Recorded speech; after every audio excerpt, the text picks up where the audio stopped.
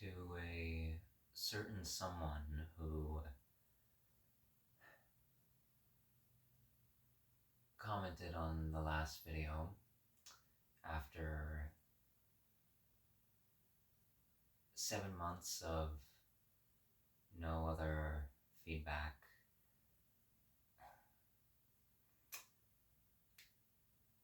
After previously leaving their little delusional rant in the comments section of both the first two pseudo-intellectualism videos.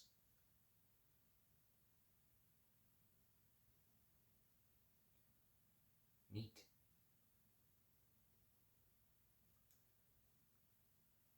And particularly what they said this time around.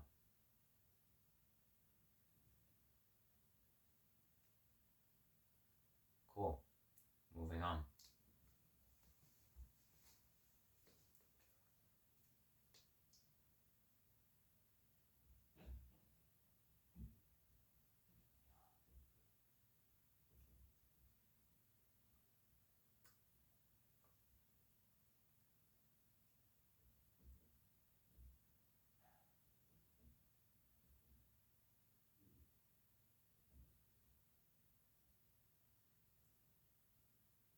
I know I said in the last upload, I said how I wanted to make clear one thing at a certain point in it that I wanted to make very apparent is how I absolutely despise this world, but I love life itself.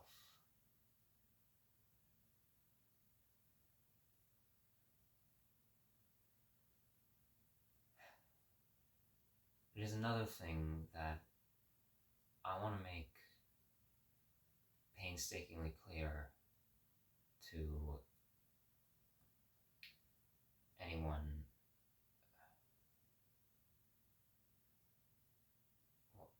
who follows me, who views me, who even knows me in person, as well, as an extension of that, I guess.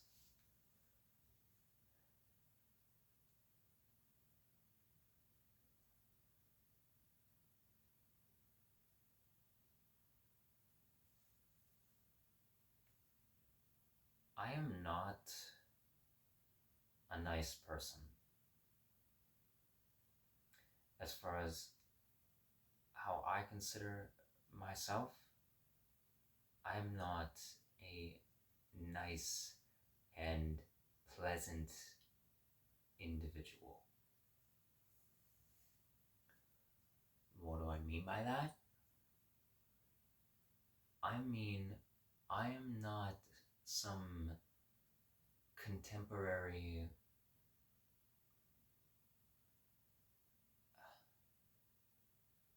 chill, respectful, quiet,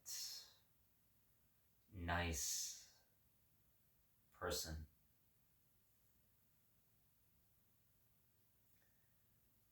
People out and about who see me most absolutely, well, for those who have a bit more compassion in their frontal lobes,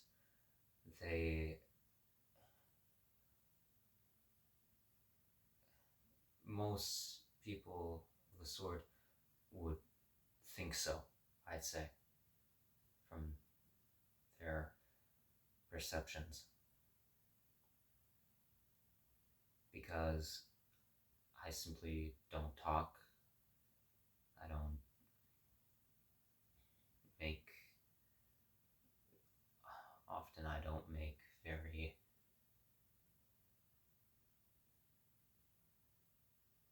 very many exacerbated gestures or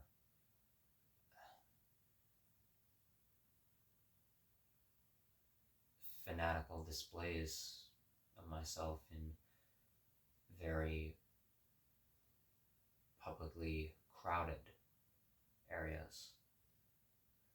Or even, it depends on close acquaintances of mine or friends. It depends on who they are and what we're doing, but even if I'm with them in a largely public place, there'll be certain elements of me that are very, very reserved.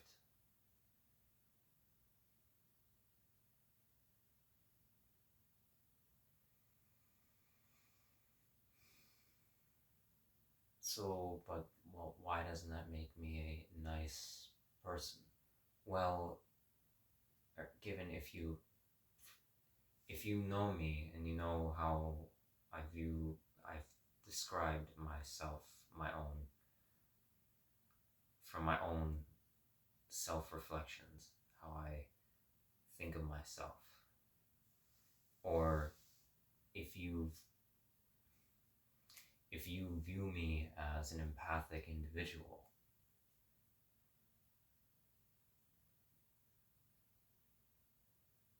why, you might be asking, Cam, why do you say that about yourself, that you're not nice, when you try to be sympathetic and endearing and helpful, collaborative? Why do you say that? Because being compassionate, as far as I'm concerned, having the psychiatric function of being able to observe human beings and get from your own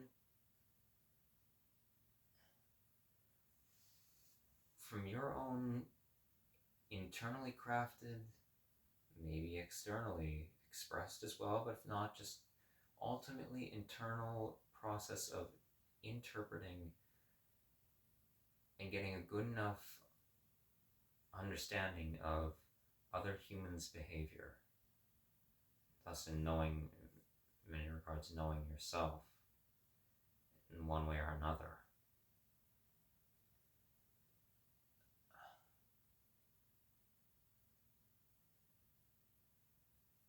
That, having that ability is not the same as being gently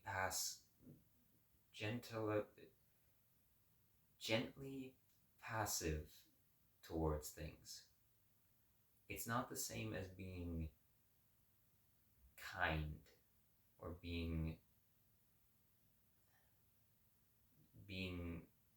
nice. Let me make this clear again. When I use terms like nice, kind, and I'll also clarify this as well right here at the start of this video, because even people in my interpersonal life have been confused on this. A few months back, I made a video where I was, a very short video, where I was whilst in Quebec City, I was in a highly depressive state because of something that had happened. I was flung into one temporarily. The video was titled, I'm sick and tired of being seen as just an interesting person. And certain people, I think, are confused on what I mean, because a lot of people would think that that's a compliment. When I'm using words like nice, like kind, interesting,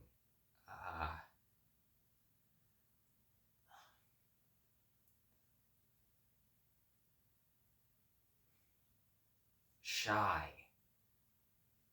which I really dislike that being called that one, shy. When I'm using words like this and I'm accentuating my pronunciation of them and putting air quotes around them, I don't mean the actual word itself. I mean the sentiment behind the word. Most individuals who I encounter who view me as such. I don't mean the word, I mean the emotional backing behind it. How these individuals view me.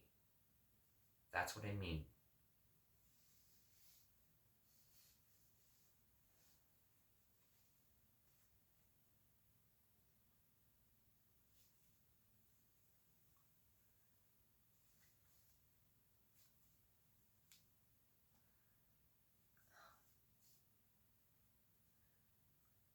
So, being compassionate is not the same as just being a nice person.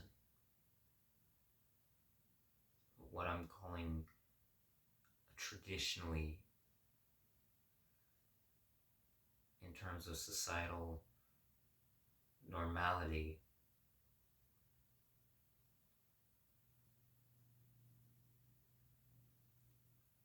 what is considered to be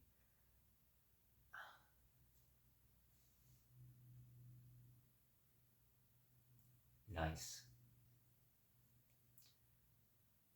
Because as far as, in my belief, the people who are conventionally nice, who in whatever demographic, whatever communal space, there's a prominent, specifically prominent individuals in a local area or within an industry who are considered to be nice. As far as I'm concerned, they're the most disgusting people you've ever met or known about. You just aren't aware of it, at least as of yet.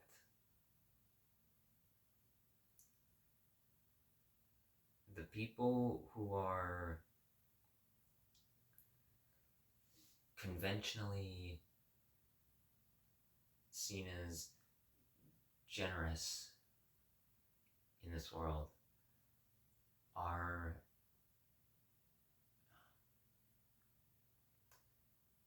most often, it is a front.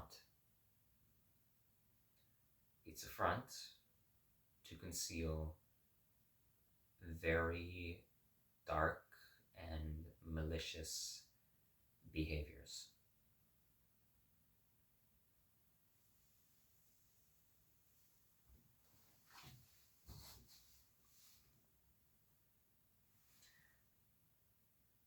That's why I don't like being associated with the sentiments that are often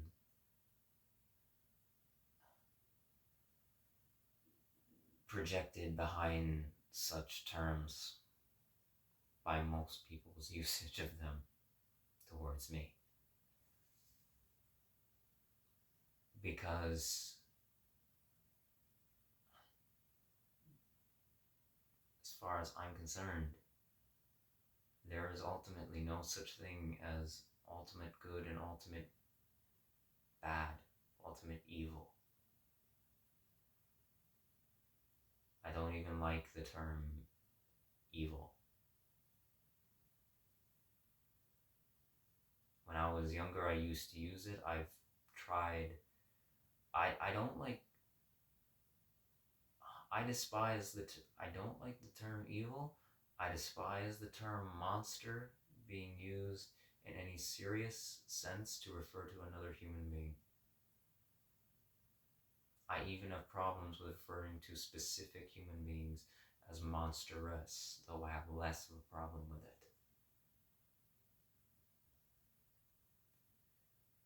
Because, specifically for calling horrific people monsters, you portray their actions as if they're beyond human, as if they are beyond human capabilities.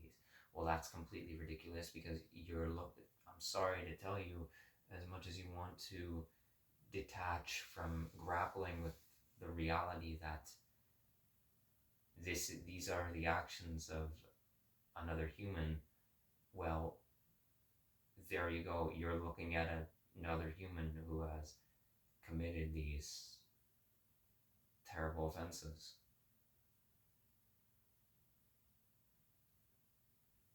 It's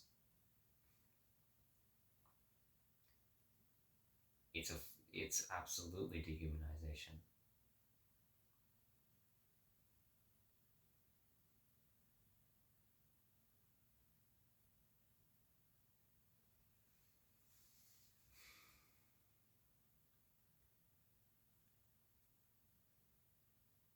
And on top of that, I don't like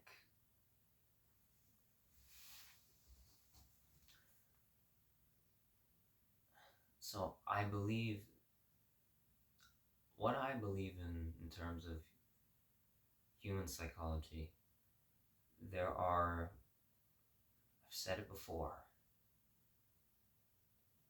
maybe less coherently than this right now, but I've still said it before on this channel. There are only morally more beneficial people, more detrimental people, and then there's all else in between.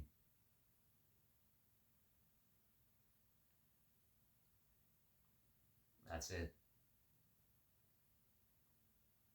There's ultimately no good and evil.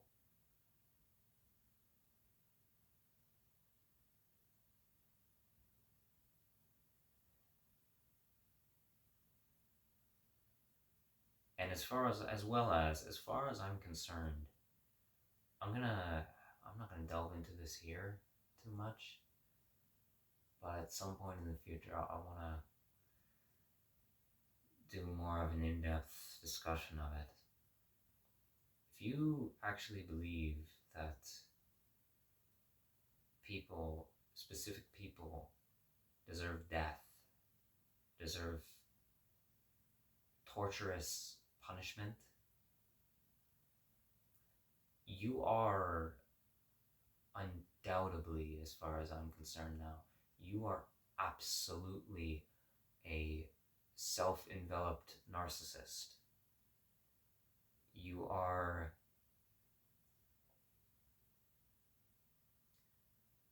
either that, okay, you're a narcissist, or even more so in a social thing, you're most likely just a histrionic narcissist.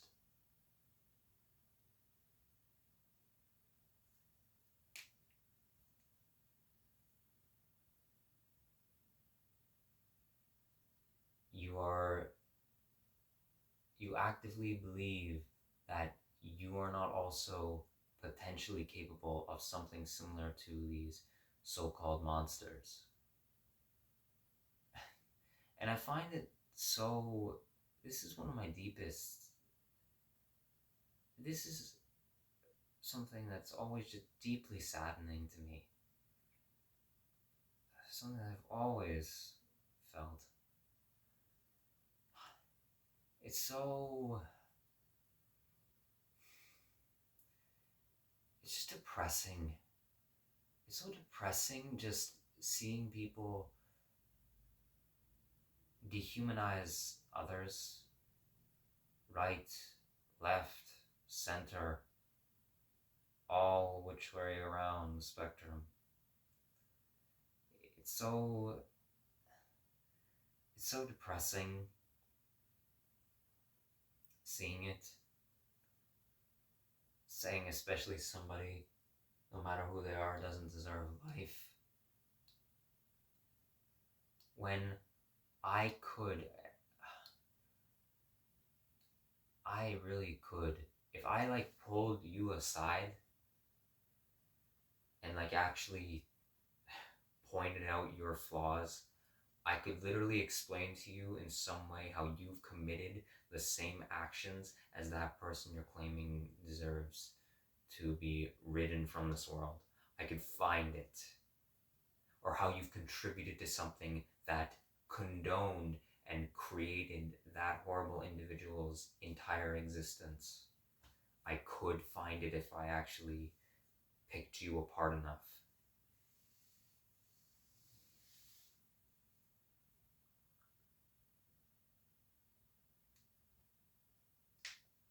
How you've done something on some level, on a in-depth contradiction or surface level contradiction. Just how human nature is. If I pick apart your nature, I'll find it. I'll find it.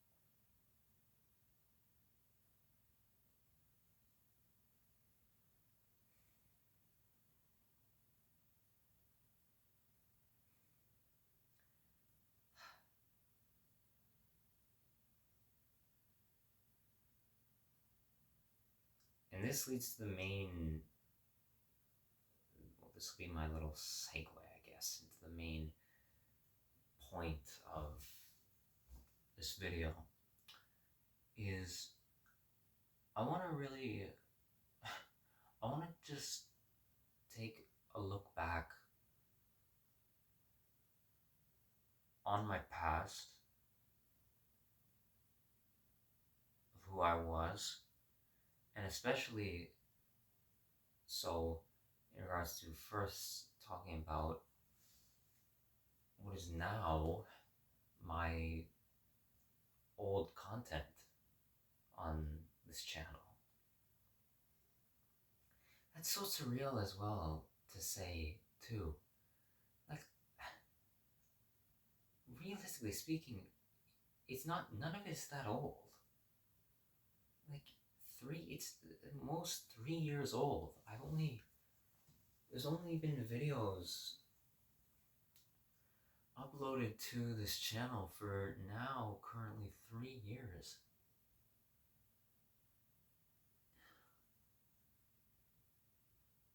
People from the outside looking in might think, yeah, it's older content, but it's not. And it's an older version of who you were, but it's still relatively young. Well, not to me.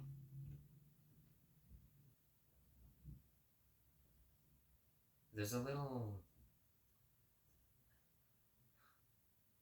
bit of a psychology lesson here. There's a little fact that our perception of the passage of time from our point of view is entirely oriented around the impactfulness of environmental stimuli to whatever we're experiencing in that moment of time itself, in that point in historical continuum. However we perceive something to be incredibly vital or dull to our experience. That's what creates our perception of the passage of time. How certain instances minutes can feel like hours, seconds could feel like minutes. For me, the past, and not in a dissociative sense, as dissociative disorders, which I also have experienced, it alters time understanding in terms of memory recall in a destructive way, but that's not the only factor to this, obviously. But for me, now,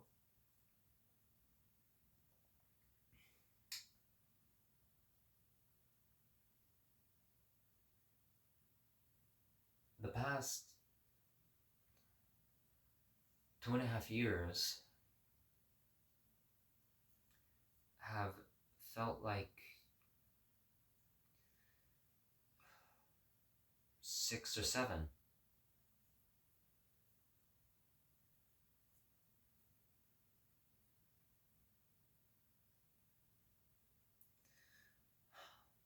But anyway, if you know what this channel is, what it started as, I was a sketch comedian. I made comedy skits. Or I tried to, anyway. I kept on going with that right up until around the time that I left Toronto.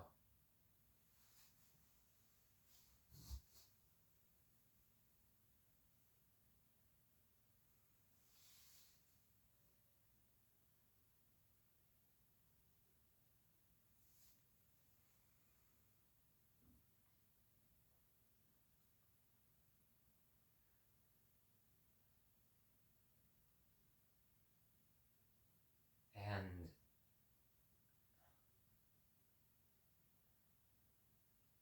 recently, I've been looking back on all that content more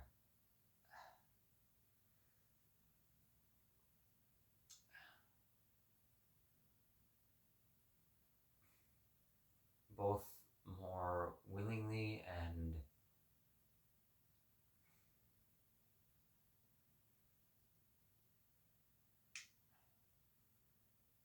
intriguingly, I guess. It's a good way to describe it.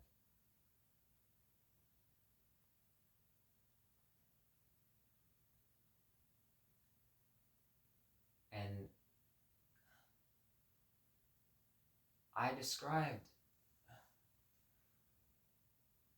firstly, if you don't know the story of all that happened, why I'm even where I'm sitting right now, why I stopped doing comedy specifically created comedically oriented videos. I'm not explaining it here, so go back and watch my journey, because I'm not going into all the details here.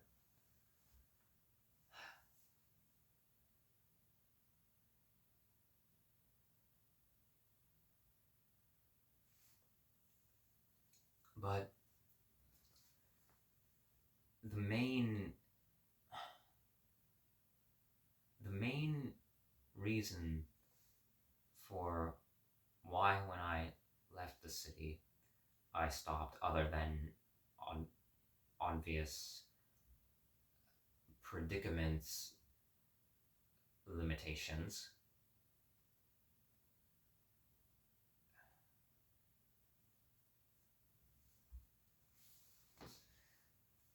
was because I was in a state where I didn't know if any of our artistic creation, entertainment. I didn't know if any of it was actually valid. I didn't, whether I believed that it was actually useful anymore, that it actually did something impactful. More than just, like, I really wondered, was art, is it really just all a distraction?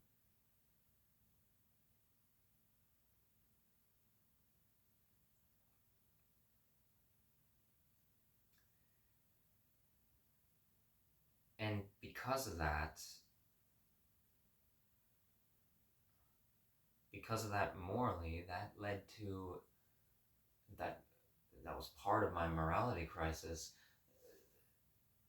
That led to, well, I shouldn't say part, it was a very big part. That led to me creatively feeling like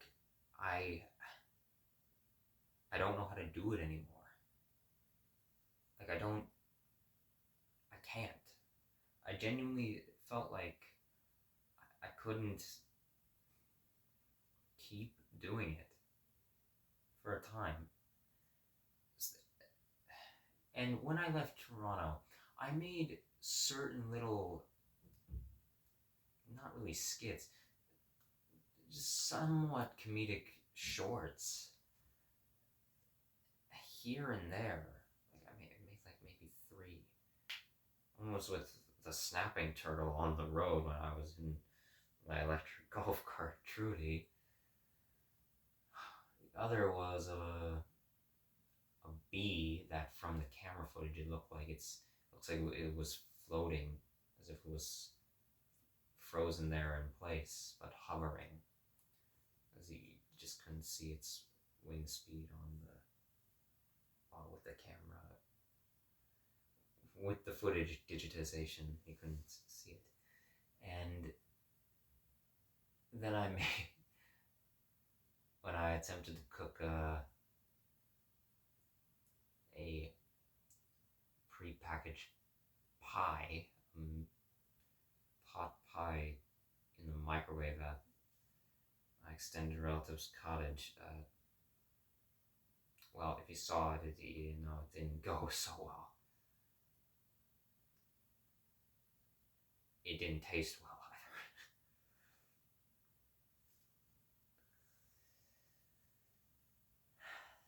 either. So I made a few more.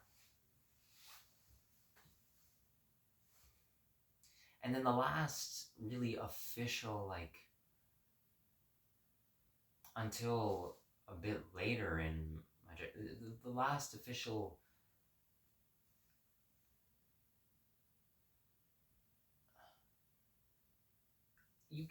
honestly, you can't even really call it a skit. It's almost a feature film. My 57? Was it 57 or 58? Yeah, my 50s, I think it was 57. The sketch, when I tell people I want to be a pornographer and they wait, no. That very, very trippy, very, very extensive, very carefully planned overall, as much as it could, production. That was really the last. No, that was 2 years ago. That was pretty well. That's like the last. Okay, that's not the last, like, creative project, as you probably know, that I've done since then. But that was the last. So far, that's been the last one of that caliber. Like, okay, so my old content, I would do this thing where, well, I had a tripod that was gifted to me, and I would use that, or I would either set the camera up in a certain position, as like I'm doing right now on just a box or on a windowsill or just a table with something to prop it up on, or I just hold it in my hand at a convenient angle.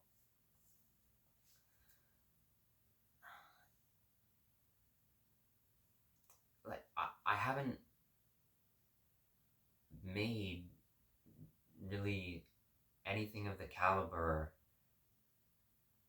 to the productions I did back then since that last one.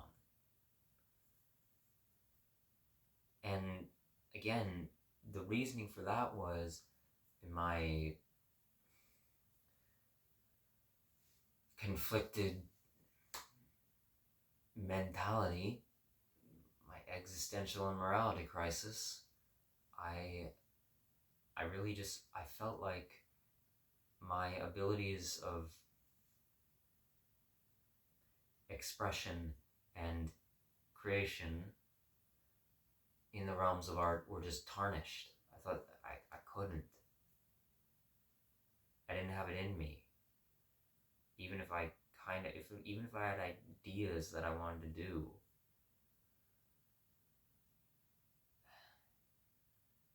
And that was all stemming from the fact that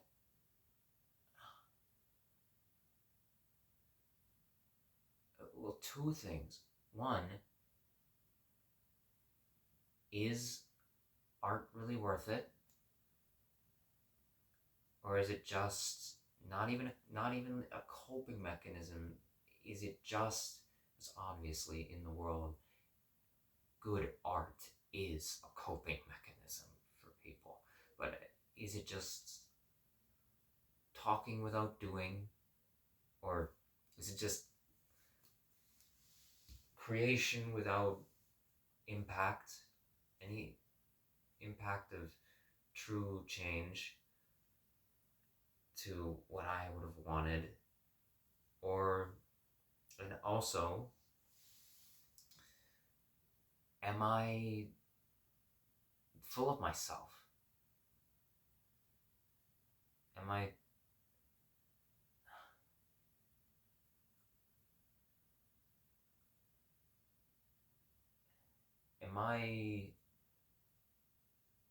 I just hiding behind this? Am I hiding behind this comedy to just alleviate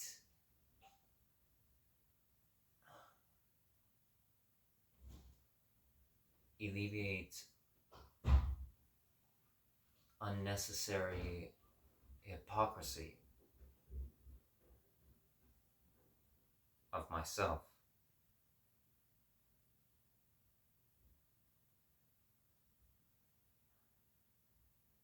And you know, I think that's really, as far as I've observed, I think on some level most comedians are like that. I think most, whether it's online video productions, comedy routines online, or if it's stand-up comedy, either or, whatever it is, or physical comedy in terms of like public event shows. I think on some level most comedians in the world, it's an attempt, it's a portion of our persona that we adorn to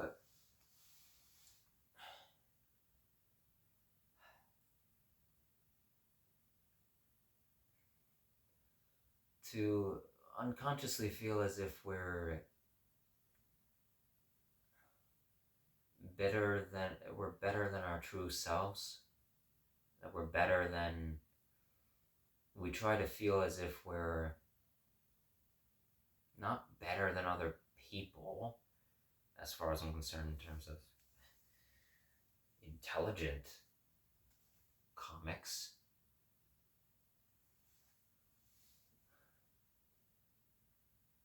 I mean, I think we wear a mask, we wear this comedy to just escape ourselves. That's what I mean. Many of us. Most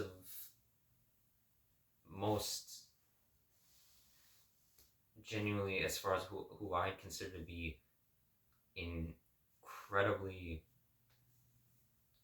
well thought out and well timed and just superb comedic geniuses, whoever they may be, in terms of their craft, I think most, on some level, they hide behind it. As many, there are also an amount probably who are consciously aware of that, but, well, most comedy for people, if it doesn't, there's very few people who are not severely traumatized in the world. And most comedy comes from complete and utter, well, on a psychobiological level, it all comes from what you could consider suffering.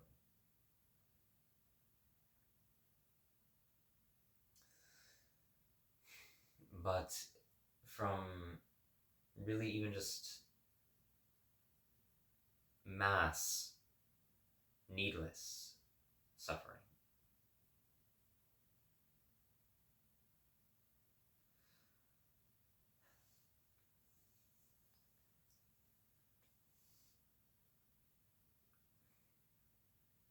For me, I wanted to do comedy because, well, really, I wanted to just try it. I thought I had good ideas that would actually be funny to someone like me. And so I just began trying. And because of my incredible amount of self-deprecation when I was younger, like, holy shit. Like, I look back at those videos where I'm really mean to myself, and even I want to tell myself to shut the fuck up.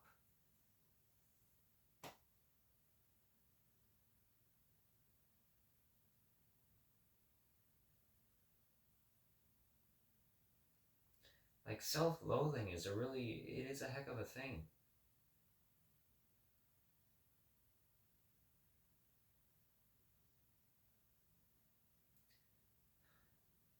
It doesn't matter what you've done, how problematic of a person you've been, like, no amount of self-deprecation. It's like this pseudo-encroaching masochism.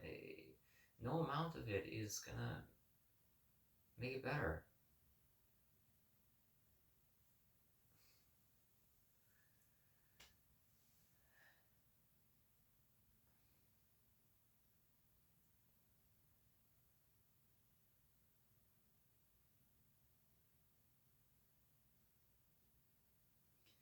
But I was never, with my old content, I was never really happy with any of them. I was never, maybe not happy isn't the right way to describe it, but I was never satisfied. Now I know, as far as I'm concerned, I was never fulfilled to a conscious extent that was meaningful enough.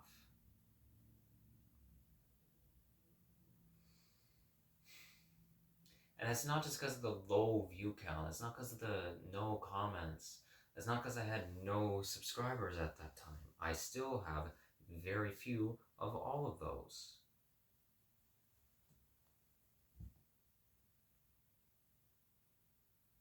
I'm perfectly okay.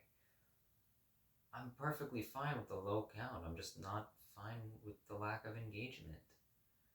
But regardless, that's not why I was dissatisfied. It's because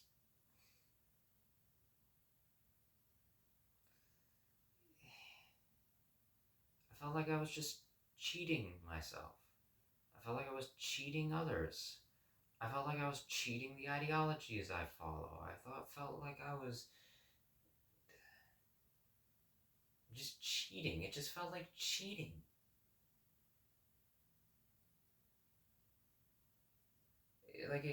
Comedy felt like it was just a cheat code to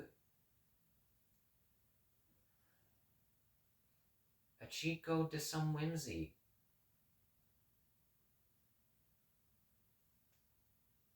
In a really awful place.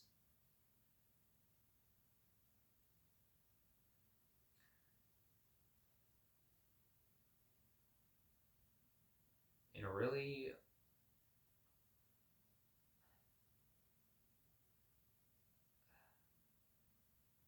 lost and dark mind.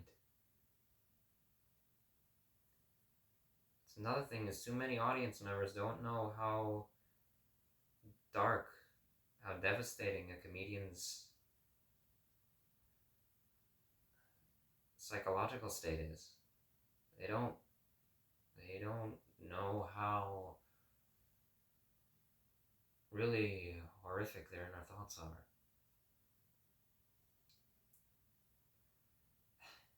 Again, genuine comedians as far as I'm concerned. Authentic. Well crafted.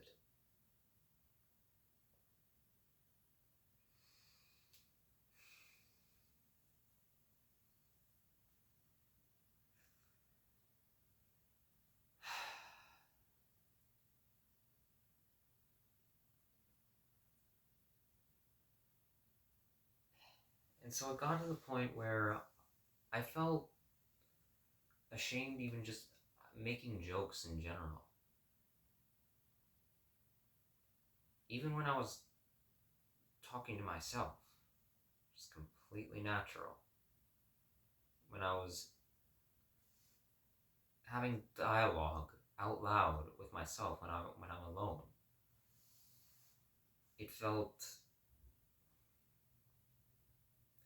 it all just felt so inappropriate.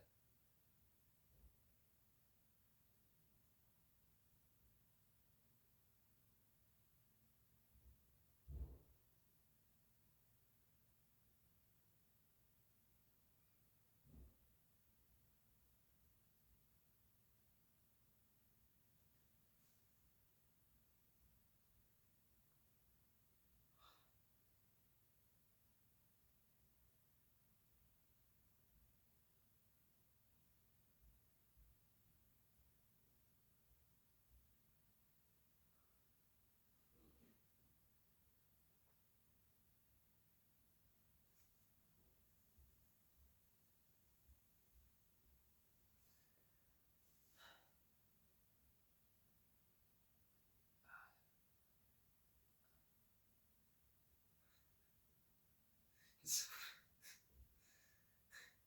it's interesting. I mean that in a different way. That term there.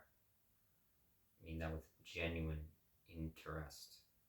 It's genuine care. I mean that with genuine care. It's it's funny. It's absurdly funny.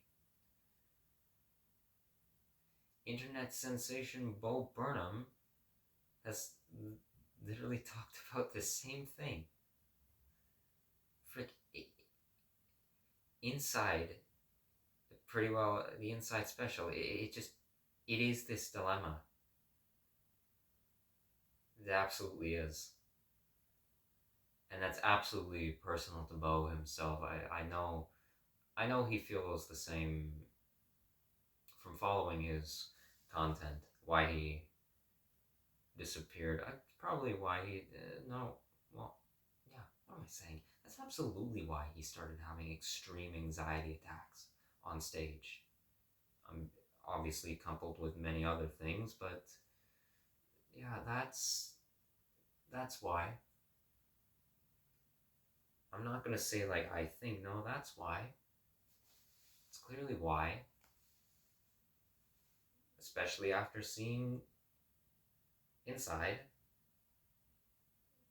That's so obviously why. It's the same dilemma. Fuck, his song Art is Dead pretty well. It embodies that moral dilemma.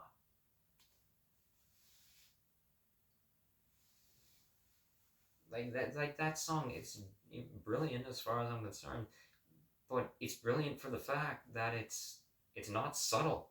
It's not subtle at all.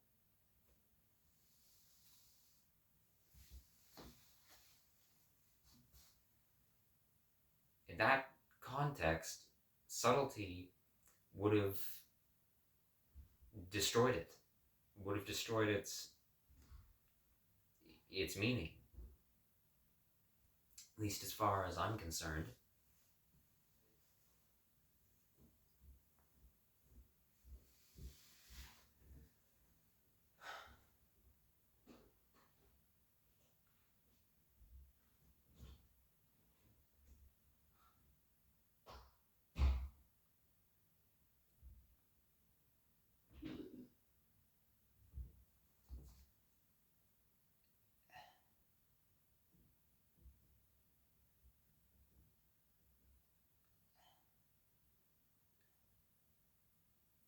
And that's why, and so further going past my original comedy videos, that's why when I started doing the exploration series, trying to document physical locations in the external world where I was, trying to actually delve into and demonstrate the environments that I was living in when I was making my way all the way to Labrador. That's why my content, like, people claim, I've had people comment to me that I can't follow the video because its pacing is not as sharp, or it's not as concise with how many edits there are. It's not as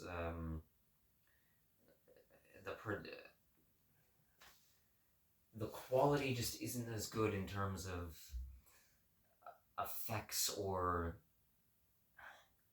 visual stimulation as compared to other vloggers or video commentators, documentarians. It's urban explorers, whatever you want to call me. It's not as enticing because it's not as supposedly not as concise, and therefore it's not that appealing.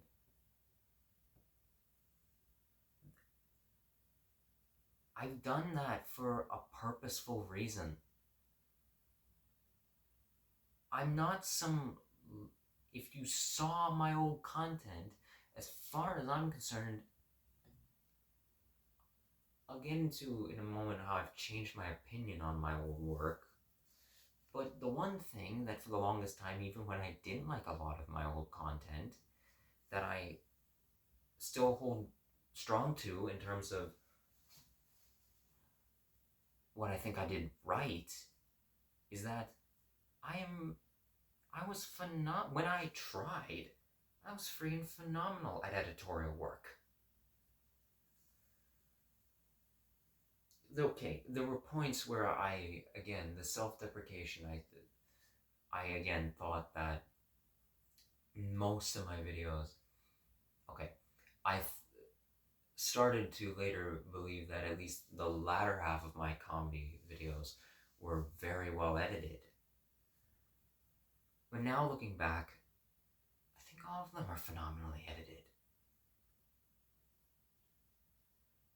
Like, especially the last major sketch I did when I tell people I want to be a pornographer. The fucking editing on that video, that is the best. That is the best technical assembly I've ever done. That is the best editorial cinematographic work I've ever done so far in my life. That video, as far as I'm concerned, that is masterful from my perception of a production, especially with what I had. I literally had my phone and a tripod. That was it. There was nothing else. There was nothing else brought in, okay, other than beet juice for the blood effect. That was it. Everything else was completely natural.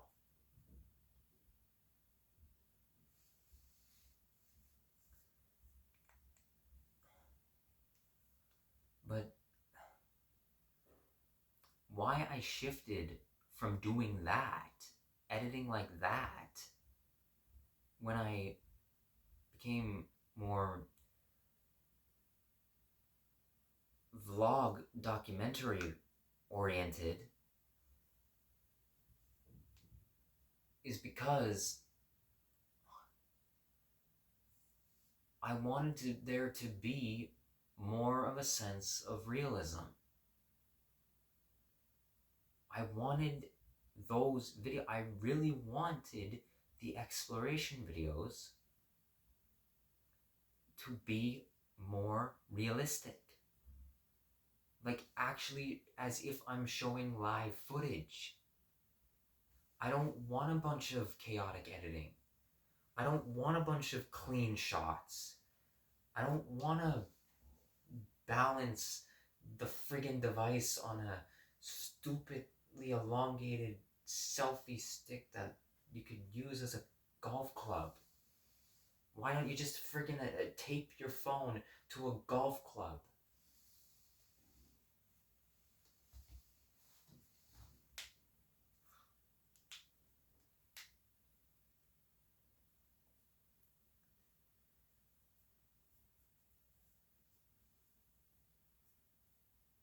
I didn't want that, because it's fake, it's false, it's not real, it's not genuine.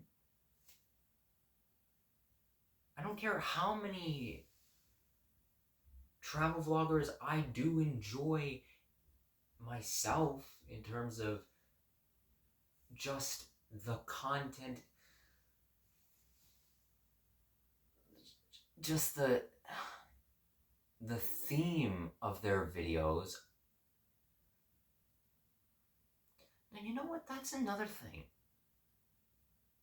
I've come to realize. I really don't enjoy a lot of content online. As within the modern world as it is, in my era, I don't enjoy it. I enjoy like the topic and the theme of the video. I don't enjoy the content at all. I enjoy the concept of what they're trying to do, and I watch it and subscribe to it because it's close enough, I guess. There's nothing else. And it gives me really just inspiring thoughts about what it could be. That's it. I learned something because I think, wow, this could be so much better. And like not from me doing it, just that it could be better. Someone could do it better. That's a real on the spot epiphany. I don't enjoy a lot of things online. I really don't. I have like for as much as I've subscribed to people, there's like a handful of people that I continuously across platforms that I actually watch or listen to. The others I care about because they could evolve into something better, or I care about following their journey. I care about analyzing people through a parasocial dynamic. I do, and I'm never going to stop doing that. It's not unhealthy because it's unavoidable. I'm sorry to tell you, when you're being this intimate through a lens where you're literally talking to the audience, no matter how much you want to dissociate from connection, it's unavoidable. It's unavoidable. It's completely unavoidable.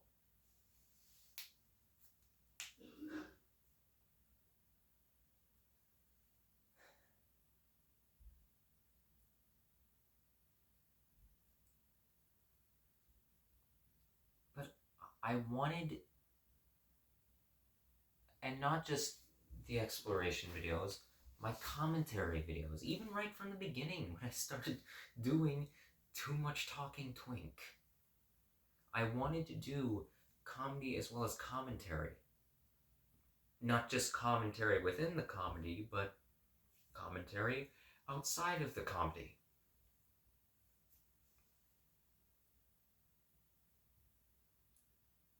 That's what I wanted. And even then, I didn't have, I was literally just holding my phone. The only difference now is that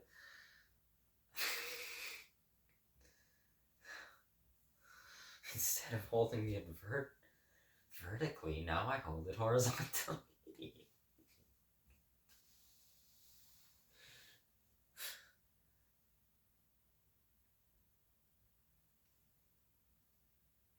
Now you can actually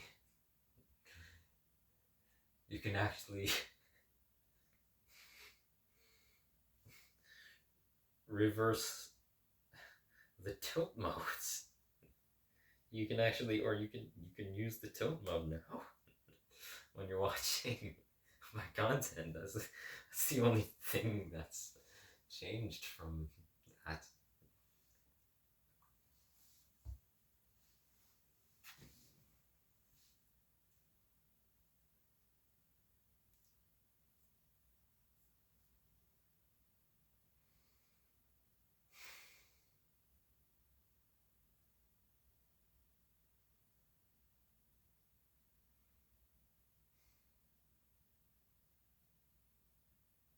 See, even right there, sometimes I second guess myself when laughing.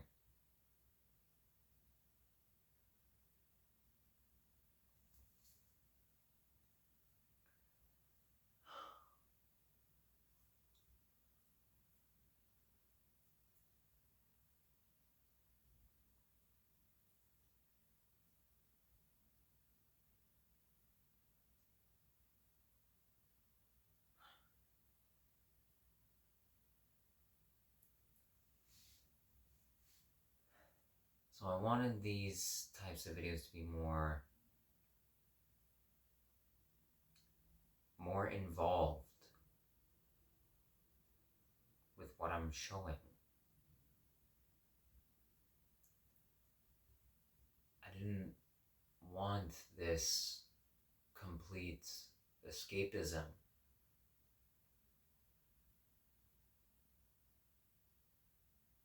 Now looking back, I didn't just want escapism for my entertainment. I wanted escapism plus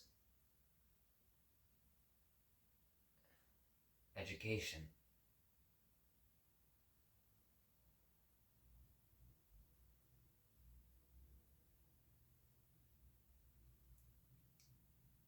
Emotional liberation.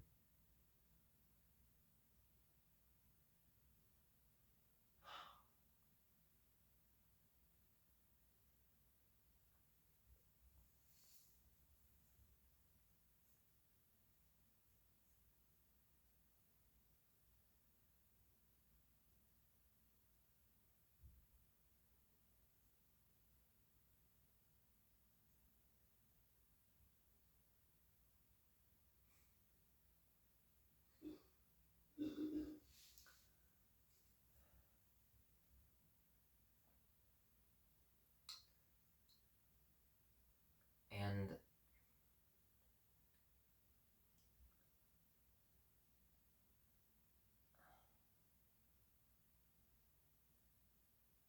I thought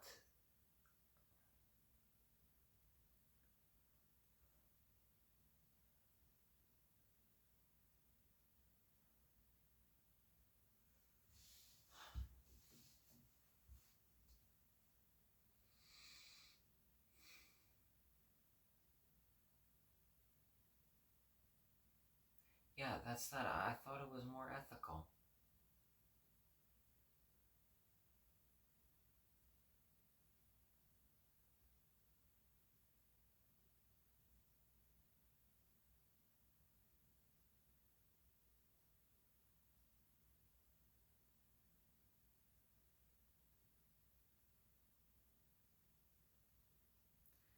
And I really wanted to, when I started, even right when I began my commentary videos, I was so open and honest. I right off the bat discussed regrets of mine. I discussed slight ignorance of mine. I had discussed right off the bat, I didn't have this nonsense pristine layout of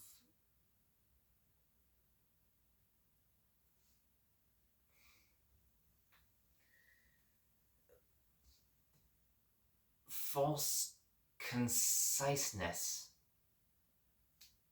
false consistency of production.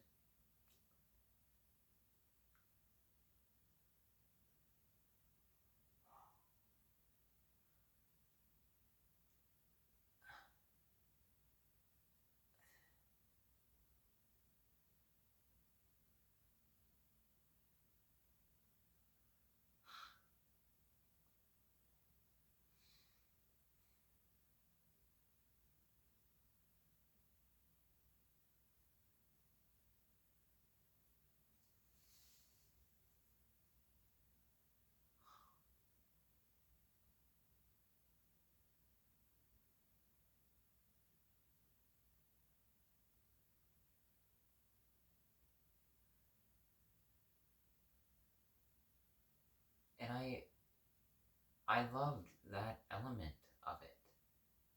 Even with my skits, even with my shorts, I hate all of the mass sporadic editing. I'll talk about this on my second channel when I get going with it. I already know what the first video is going to be. I know what the first video is going to be titled and what it's going to be about.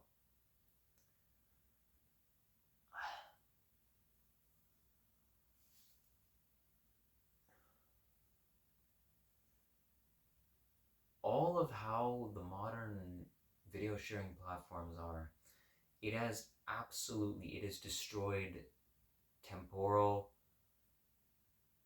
function of attention span. No, I don't mean that like in like this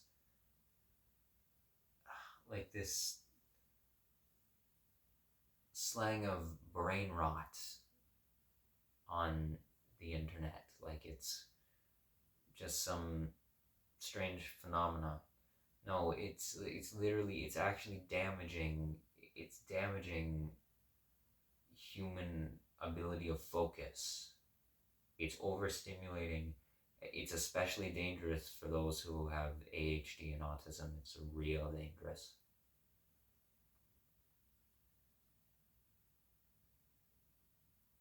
And obsessive compulsive disorder too. It's really dangerous.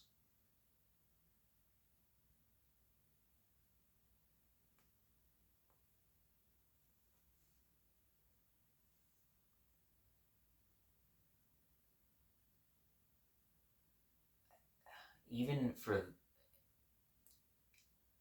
with all that, I purposely tried to not edit my shorts in a way that was so mind-boggling.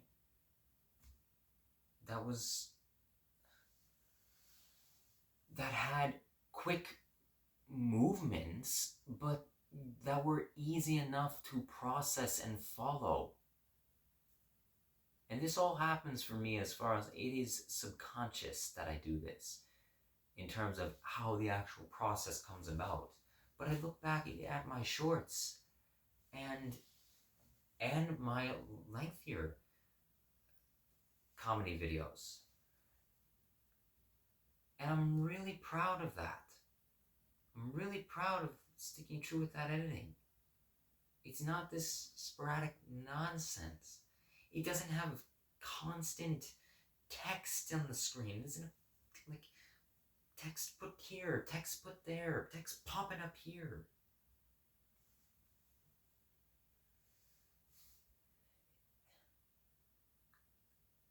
Unless it's other than the skit I made about TikTok trends, where I did that for brief moments purposely as satire. I did it as satire, and it wasn't on there that long. And it was slow and clunky because my editing app was very, very low budget. It still is. The new one I'm using.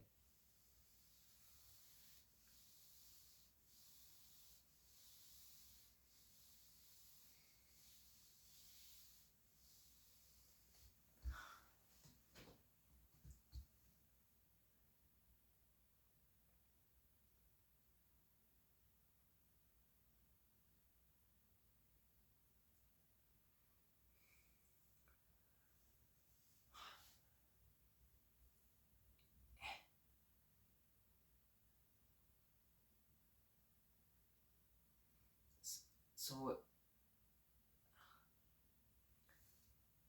for the whole time of me making content, especially in my more creative endeavors, I wanted to have this responsibility. Like, despite me feeling that on some level I was hiding behind a mask, I felt responsible. I wanted to be responsible for the care of intelligent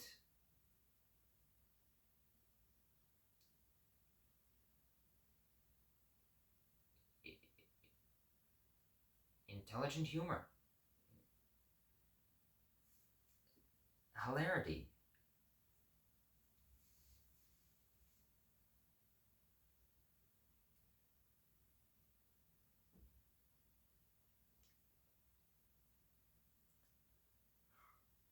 Like,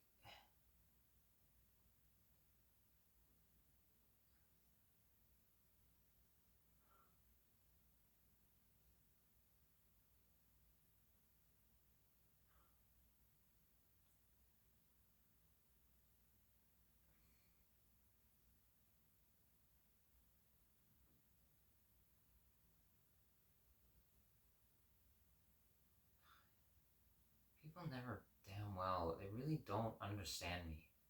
And it's really not fair. Like, they don't try.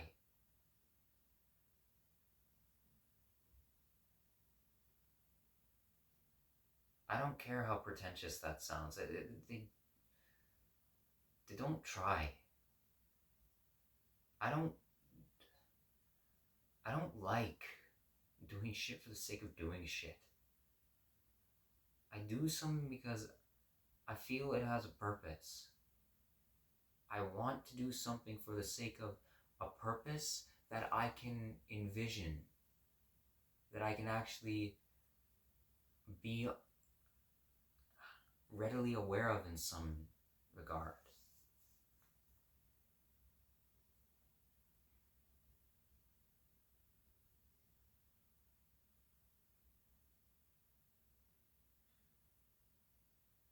Especially now.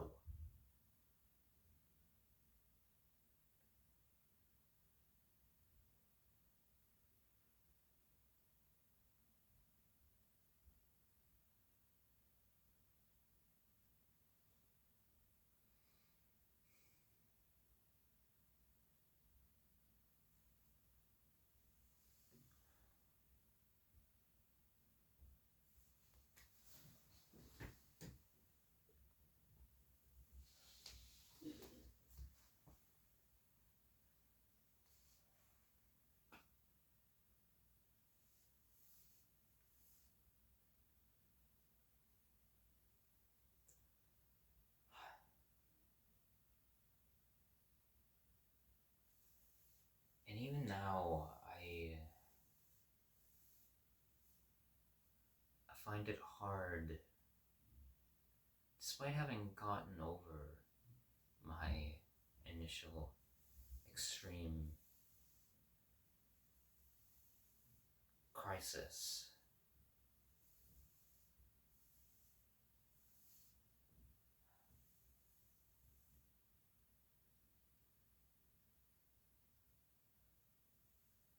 I still have many moments where, even though I can, and I do, I've done it in a plethora of my videos, or it's part of my personality is, well, I'll sneak in comedy here and there. I'm doing it right now. I'm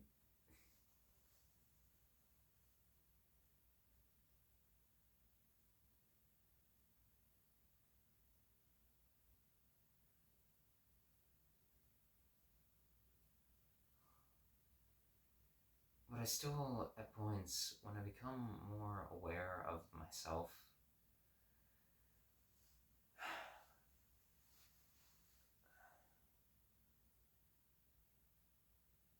when I have more lucid introspection, and I take, well, the world is always on my mind. What's outside my window or my tent flap is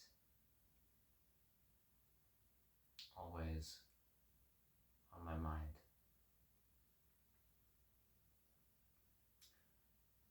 But I'll be more reminded of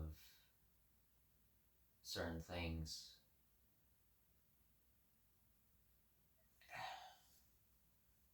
And I'll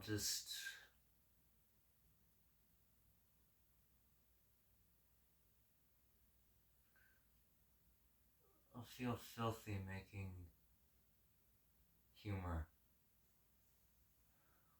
of any kind.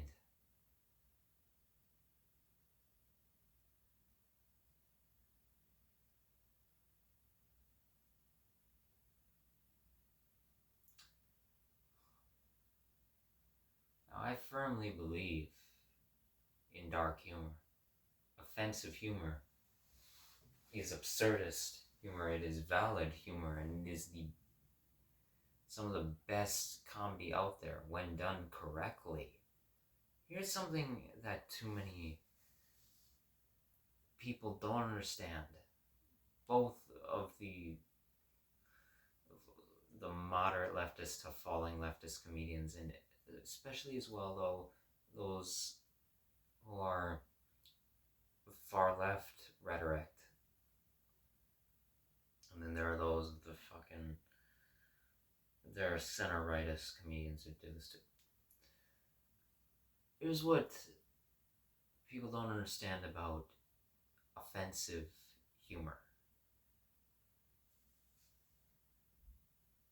Satirical structuring, especially, okay, let's take the example of a stand-up comedian.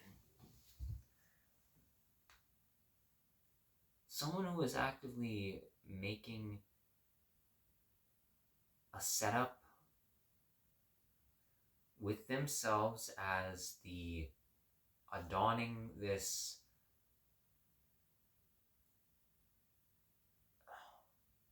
caricature as if they are this deplorable, wretched individual. That's the joke. People misinterpret. They think because a comedian says it, that they innately believe it. That they're not embodying with their own physicalities. They're trying to embody these bigoted individuals, especially in terms of leftist offensive humor, making fun of the right wing. They are embodying these corrupt, bigoted entities. Systematic forces are specific individuals. They are using themselves as a prop. You're a prop.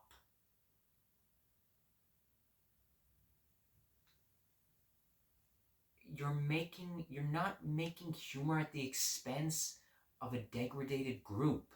You are making humor in favor of revealing the oppression of that group. That's the point. And also, all comedy is innately rooted in absurdism, on some level, an attempt at it. You're trying to give light to the ridiculousness of these ideals that someone embodies that are complete nonsense. That's the point. And if you want it to be good, you make it believable.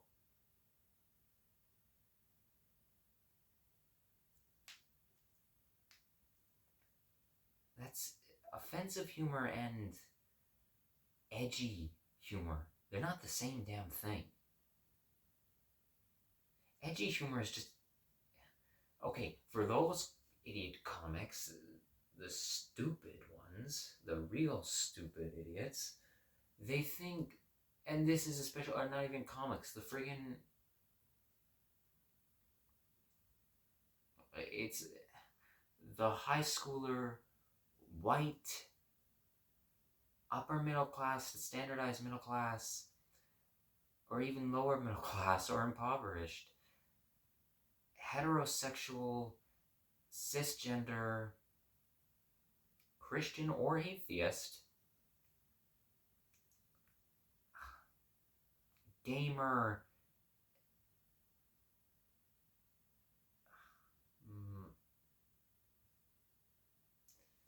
you know the type of people I'm describing.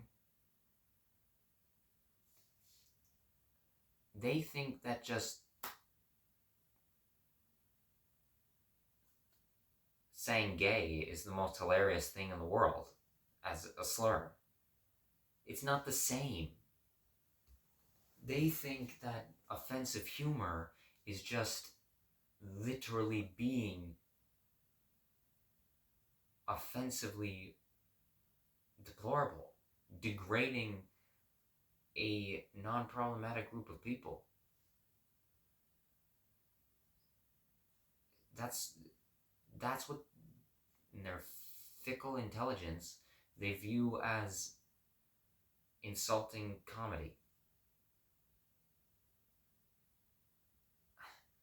I said the word Nazi, ha ha ha. I said,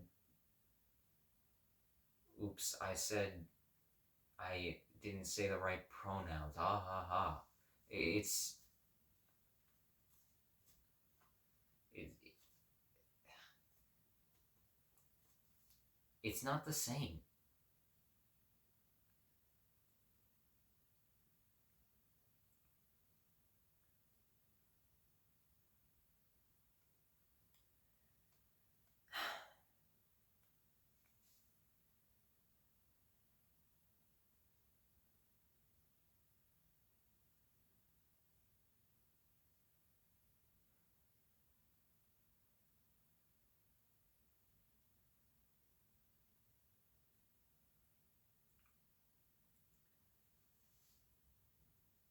And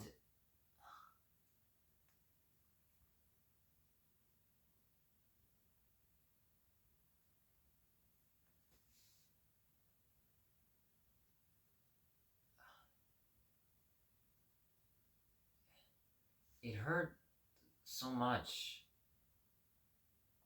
because on top of everything else that was going on in my life, whilst I was making my comedy videos,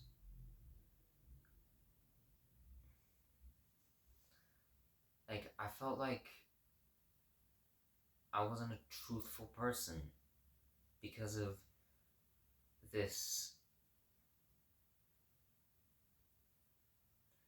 because this feeling of cognitive dissonance. I now know that in most regards it wasn't, but it felt like it.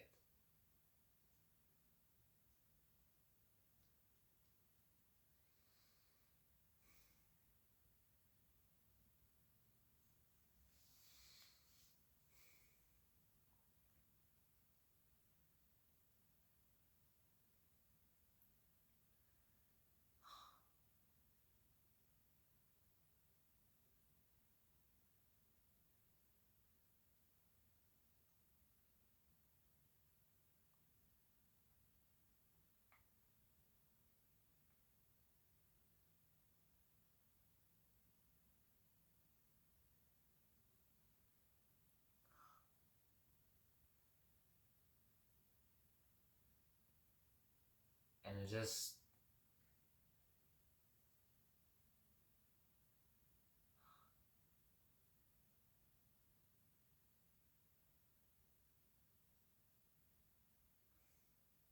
I had nothing else.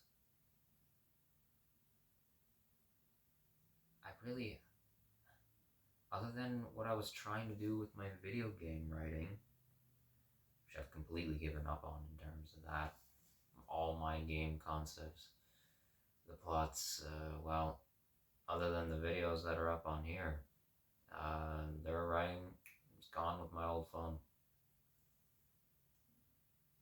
They were destroyed. They're gone. Oh well.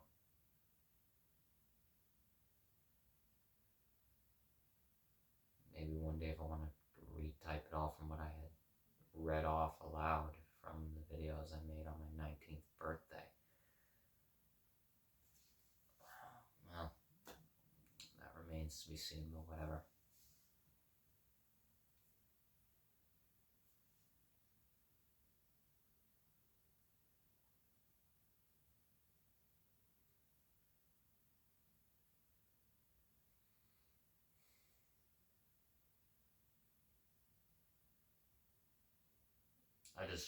Other than that, I had nothing else going for me in my life. I really didn't. From my perception, at least, I didn't. I didn't have anything that I truly wanted to do. I hated school. You all obviously know that. I despise it with a passion. That's why I left.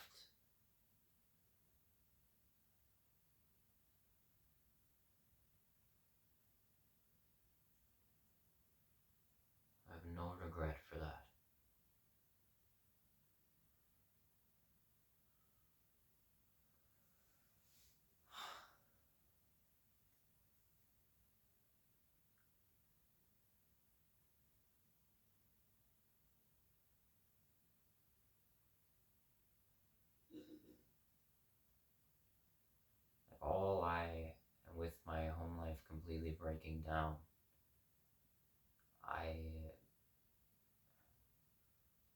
All I had was this stupid little YouTube channel.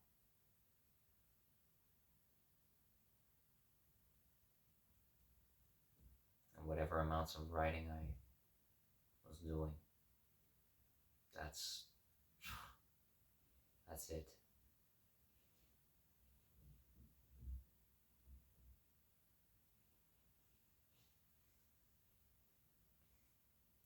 Now this also recalls me back to when I wanted to attempt in terms of, I wanted to attempt a charity walk. Walking Yonge Street in Toronto. I wanted to walk all the way from southern end of Yonge Street to the northernmost tip, closer to where it trails off, closer to a private golf course. It's by Barrie, Ontario. I don't know specifically where. Remember that video? I made another one correcting, I was wrong about the actual mileage range, or, well, in the kilometer distance.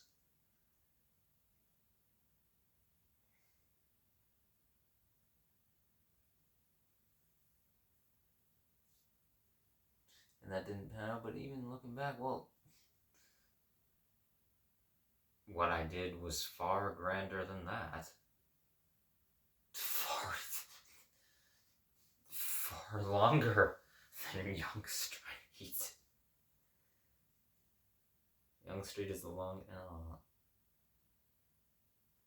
maybe I don't think it's technically the longest in North America. It's the longest in.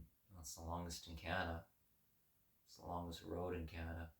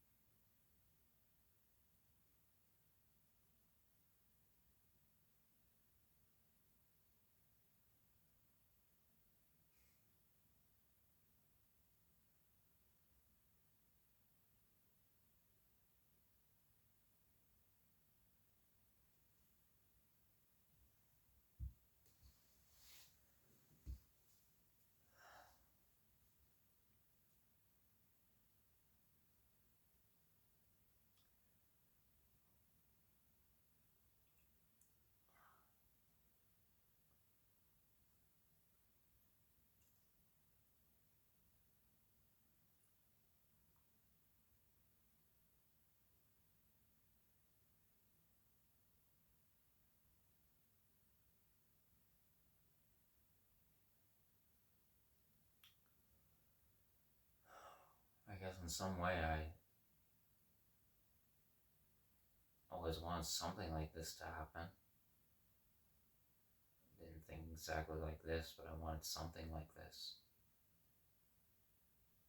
Something of this feat.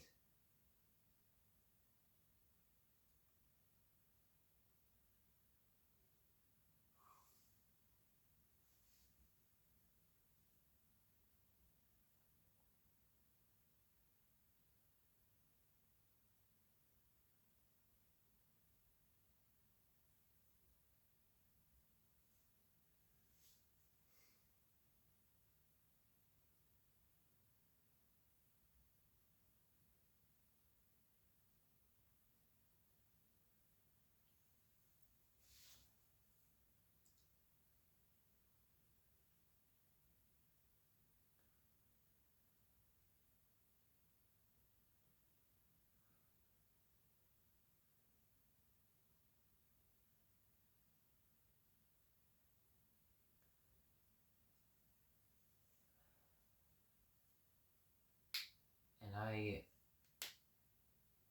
but to further, as you know, in terms of what I had thought during my whole dilemma, the early stages of my journey,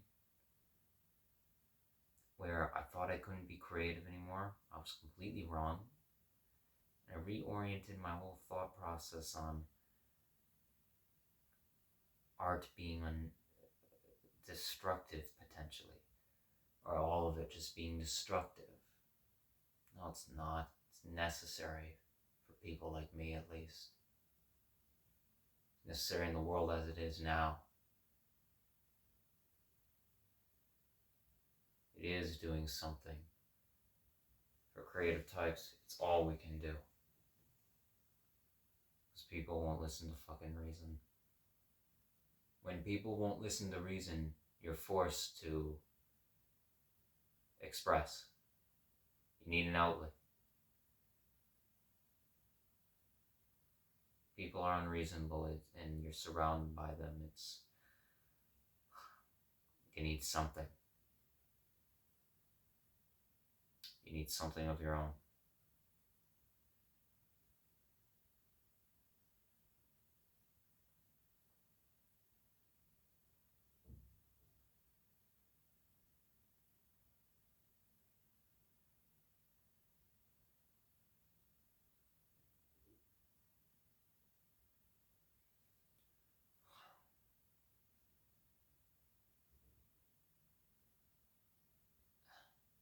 And I began making some more creative oriented type videos.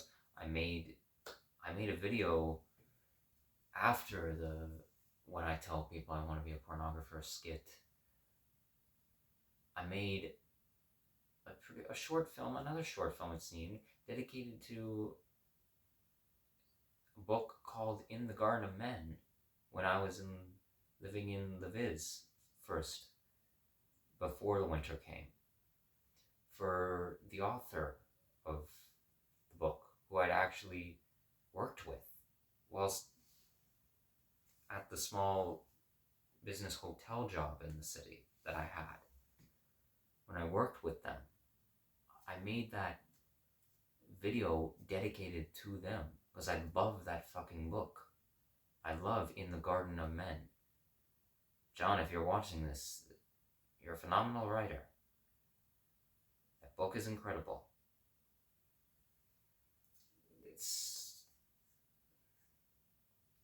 It's everything that I wanted in a political thriller, I guess I could say. It was incredible. And so I made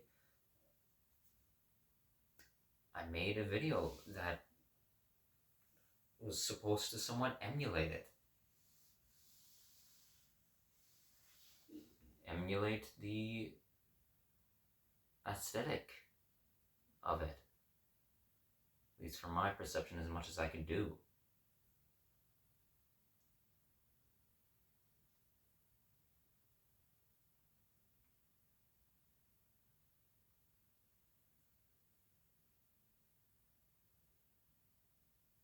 And then I made the video of the bugs that I had shot in the park in Quebec City, in Parc Victoria specifically, discussing the reality of optimistic nihilism and absurdism, trying to disprove pessimism. I made that.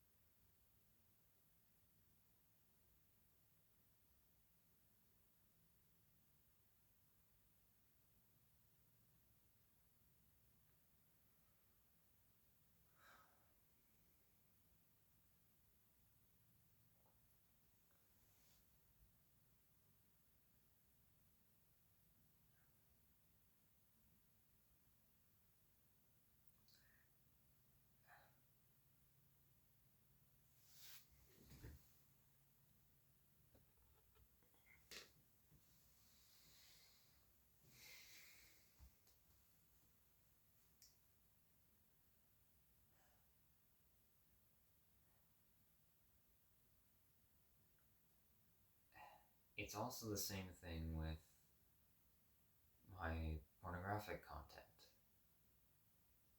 I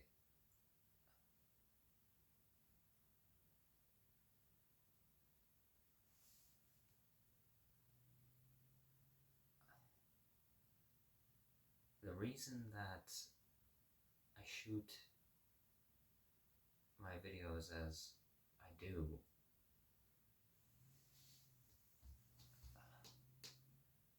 is to make it more realistic. And realistic, at least to me. That's especially how it was back on the Pornhub channel.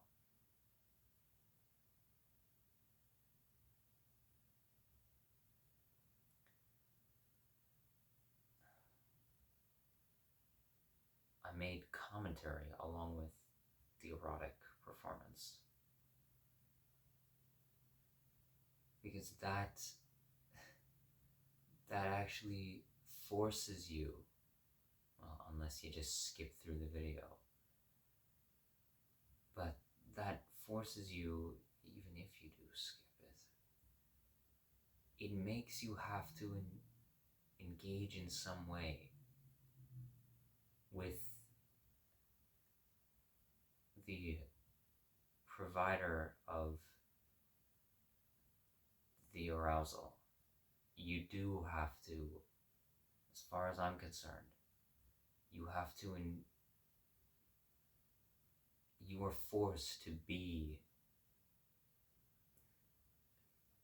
see the vulnerability of the sex worker. At least in that format. How I did it. I realistically don't know anyone else who has, on the internet, who has done that. I'm sure there's somebody who's done something similar. Once again, that might be another thing that I've just kind of pioneered a bit.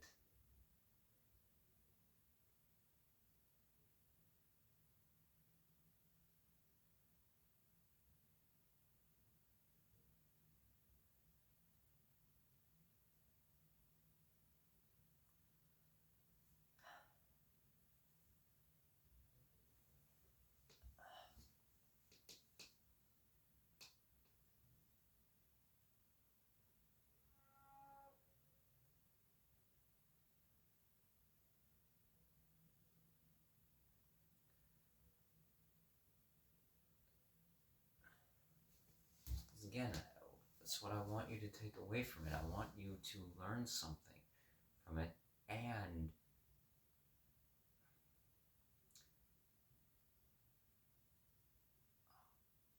erotically enjoy yourself along with the commentary, and try to make the commentary in some way connect to what was being displayed. Again, from me. This time solely for me instead of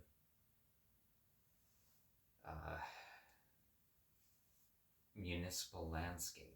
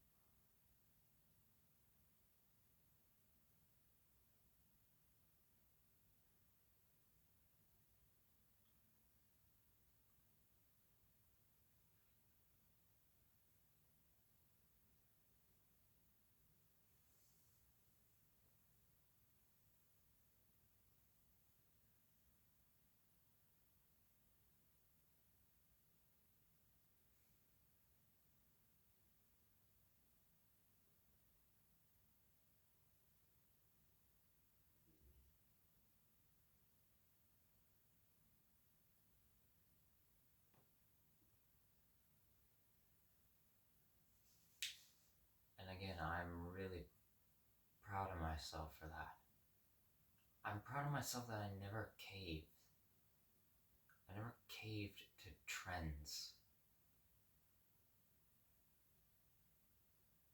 Especially now in my later youth.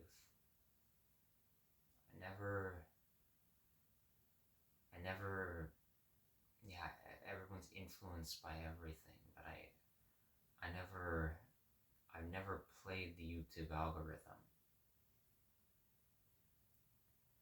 Still don't, and I never will. Until the end of this channel, until the end of my time on any platform. I'm not playing the platform's algorithmic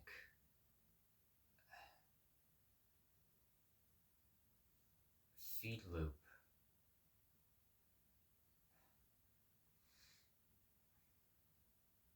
Programs.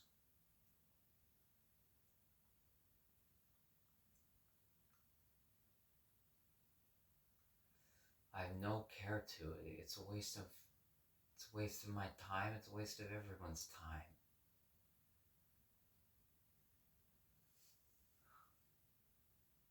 I really do have better things to do. I have better videos to make than that. I have more meaningful things to do.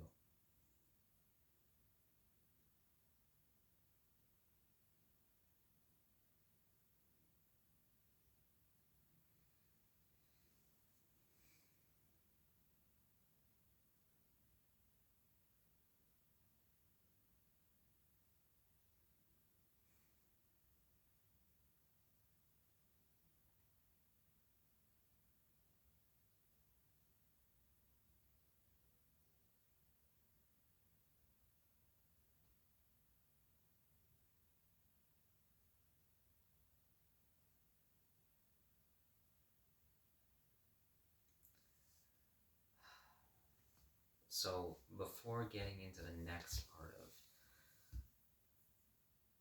the video, where I'm going to discuss a bit more in detail certain faults of mine, regrets that some I mentioned before, others not, one rather recent. I haven't talked about it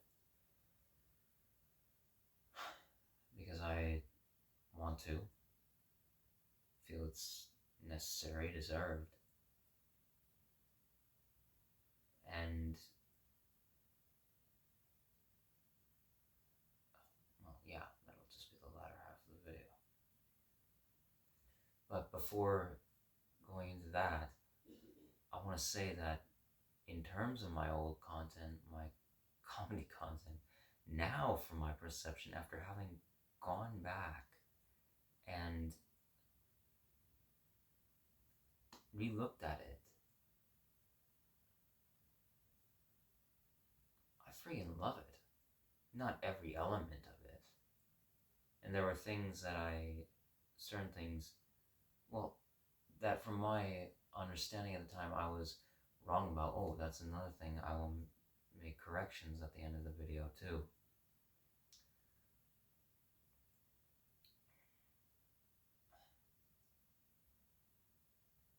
But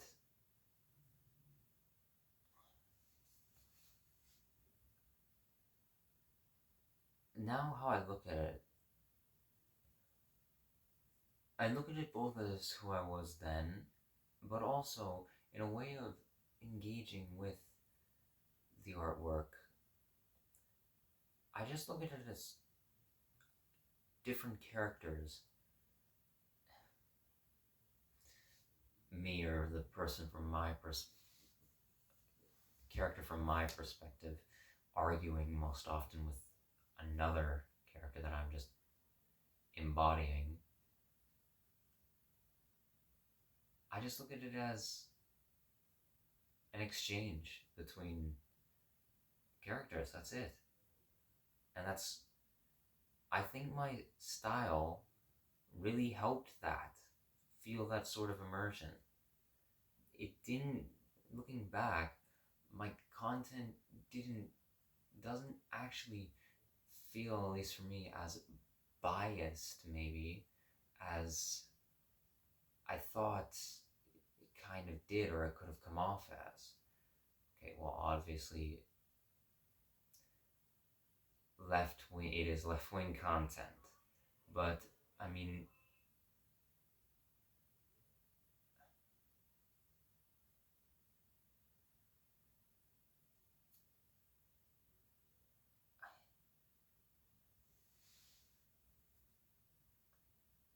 as hold on, just for me, it didn't. I don't think it's as.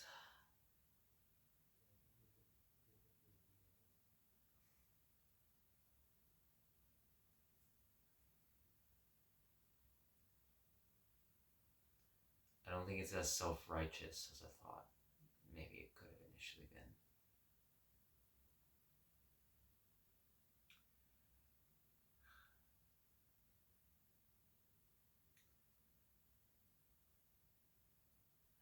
I really do.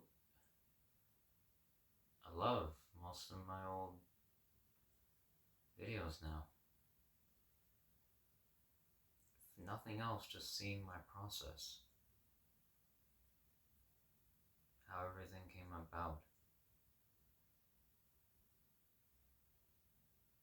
What I was capable of achieving on a conceptual and technical level with what I had. What I was afforded.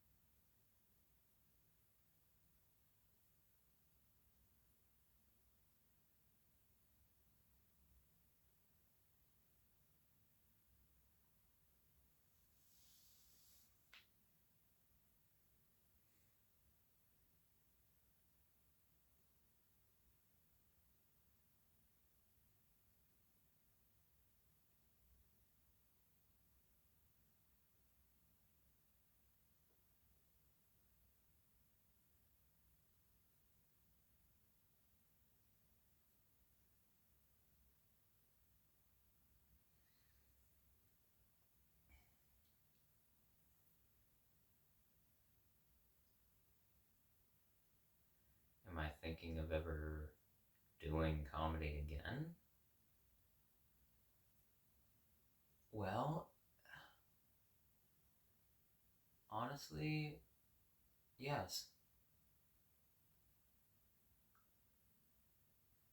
But not on this channel.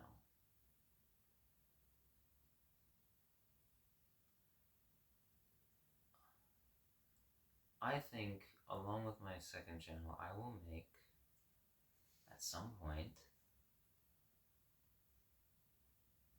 I'll make a third channel. And it's solely going to be dedicated to... I don't know when I'm going to do this. I have no clue. But I really would like to, at some point.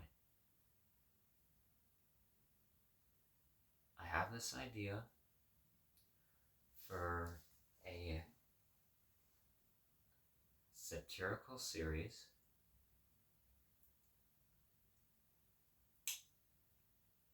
that I would do completely on my own, like my old videos used to be, for the most part at least.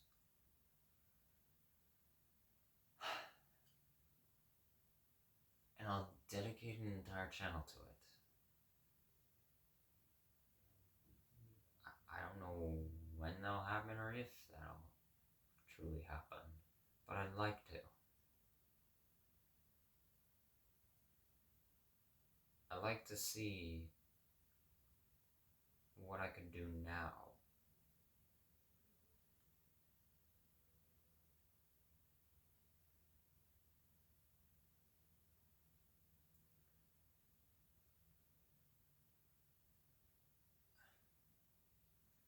that's for another time. My favorite sketch out of all my old content. Okay, it would have to be the last one, the pornographer one. Absolutely, that was the most genuine representation of my inner thoughts, my inner discourse that was going on at the time. That was the most genuine it could possibly be. In representation form.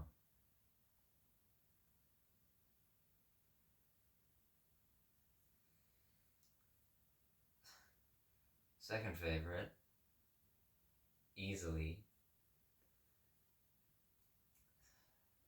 Oh, the Pains of Retail. Oh, that one was too accurate.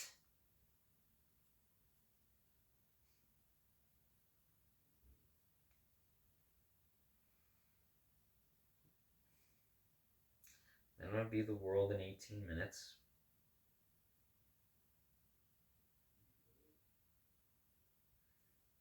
Then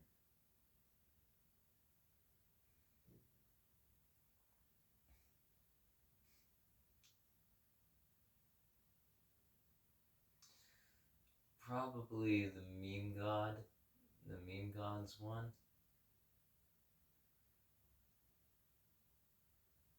Then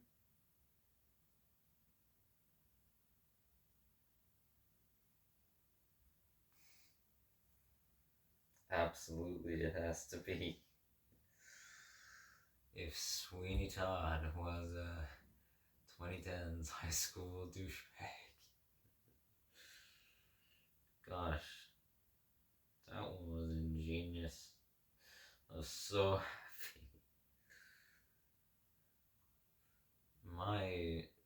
Seriously, my on the spot rhyme scheme ability,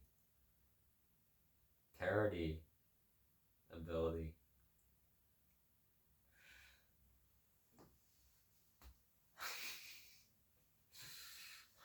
Oh, it was something. I really love that video. I really love that.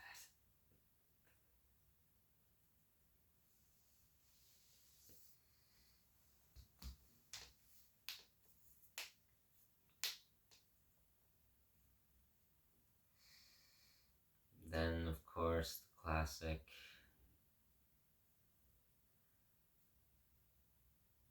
You sure you didn't Iraq all the way over there? Or they come from North Macedonia.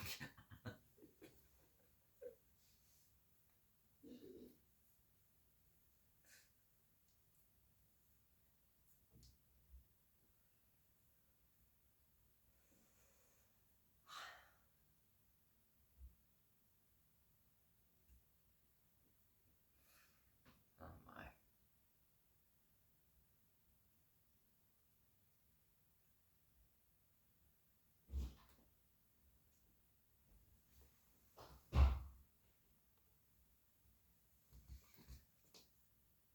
Alright, so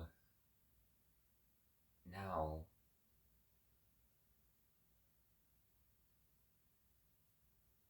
in relation to,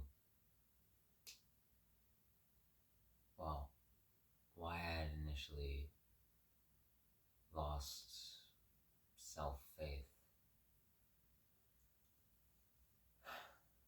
in what I was doing a while back. Now I'm going to share 3 experiences over the course of my adolescence.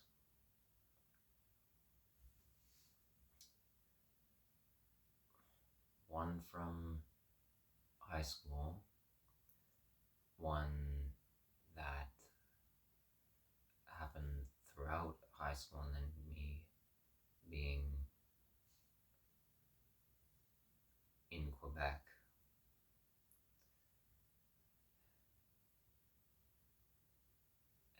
one that happened recently here in Labrador.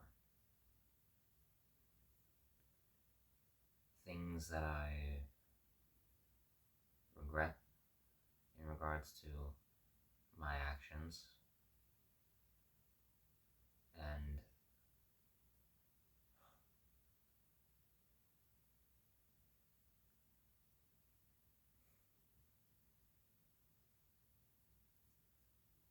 just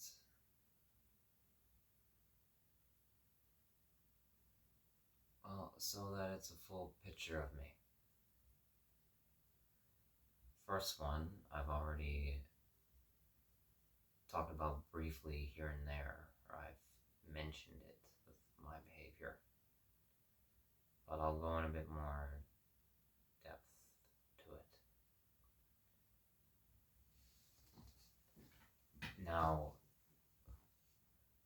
for the sake of the other people who are involved with this, I'm not gonna go into other specific details as keep them anonymous and not disclose all of their part in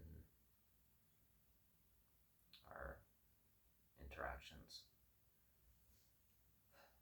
So when I was around, well, back during my first year of high school in 9th grade, when I was 13, 14, I had a friend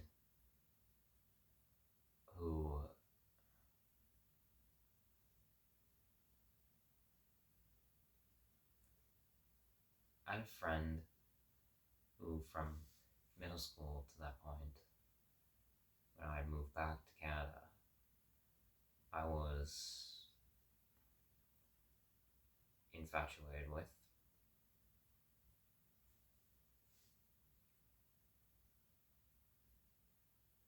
We had met in 8th grade, and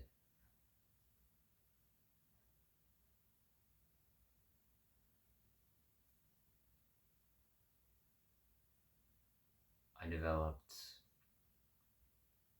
well, in 8th grade, I developed romantic interest in them.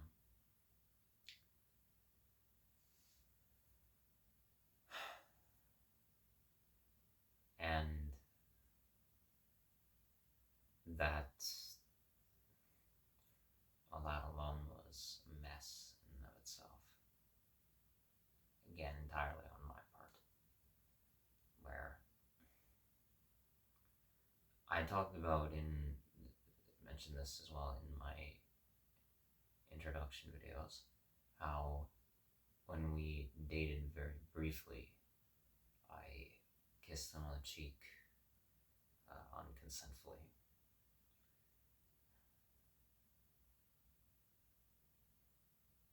I'd use the term, that is in essence sexual assault.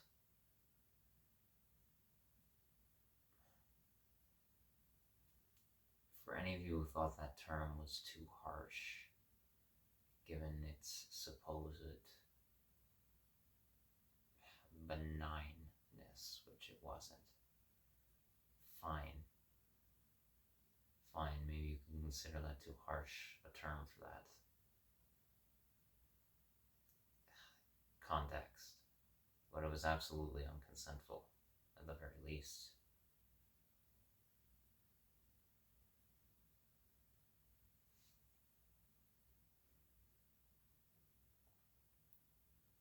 But anyway, progressing into high school, I remained friends with this person.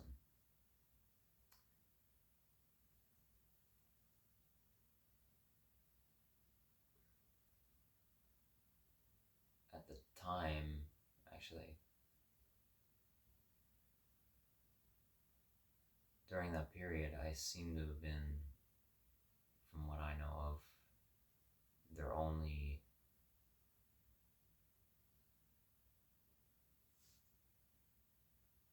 masculine friend within their enclosed group at that time.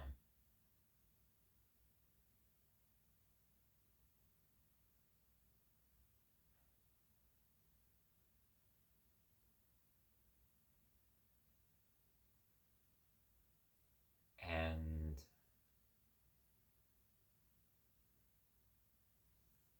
along the lines, they had gained romantic attraction to someone else who they met and they introduced me to. And all three of us, me, my friend, and their partner, we had a mutual, well, it was a mutual acquaintanceship for the entire first half of 9th grade. So you're in Canada. That's it's the first 4 months. So the first semester is the 4 months.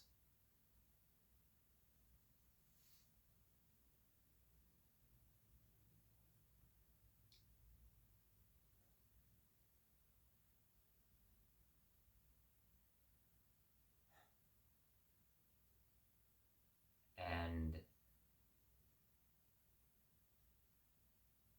during the time of us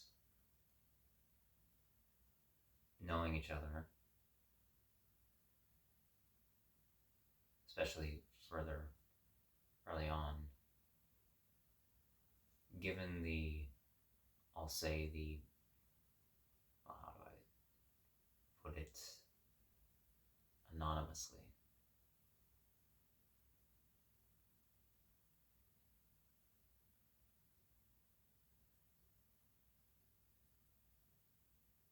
given the nature of our dynamics, what the relationship really was, especially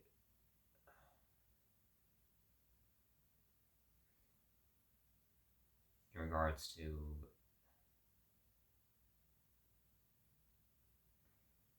between the two of them. And obviously, well, this involves myself as my development. Basically, we would discuss a lot of things pertaining to sexuality and our attractions pretty well. And that was mainly instigated in terms of, well, I specifically remember a question their partner had asked me over text, and we got into discussions about it, and it went on from there.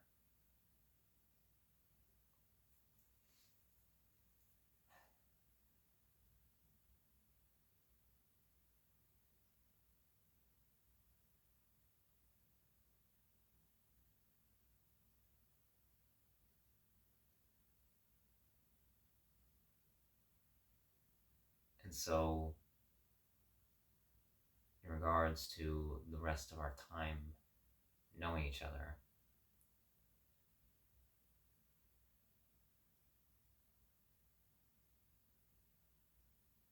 and because of my further amplification, I guess I'd say, of it, lots of our discussions were oriented around sexual activity. No, nothing happened between any of us at all. And no, there was no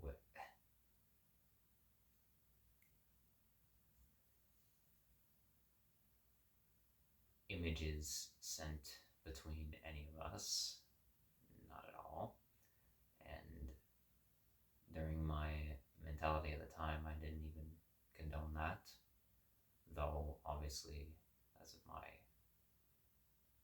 modern morality, I don't think that is inherent. Sending clothed photos is inherently destructive. Now, if you're doing so, as far as I'm concerned, for attention-seeking purposes, and if someone is manipulating them obviously, out of an individual, and then, or if someone sends said photos out of thinking that the person that they're involved with is trustworthy, and then turns out not to be, and ends up in a hostage blackmail situation, well, all of that is deplorable. But obviously, that isn't a neat to exchange of said photos. Well, for me personally, well, again, there's nothing morally wrong with it. And personally, for myself, I am obviously comfortable if at any point in the future I was to be in such a position, as I clearly do, as already online activities, some mine.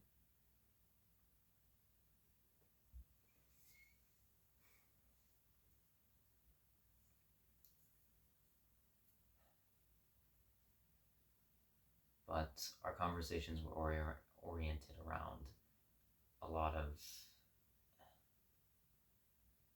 sexual discussion.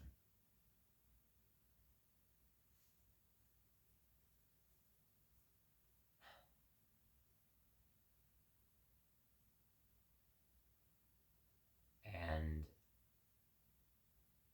being the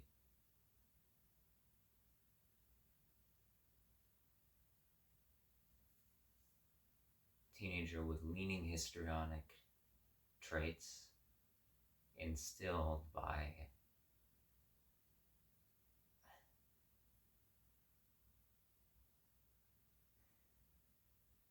certain figures in my life and the environment around me,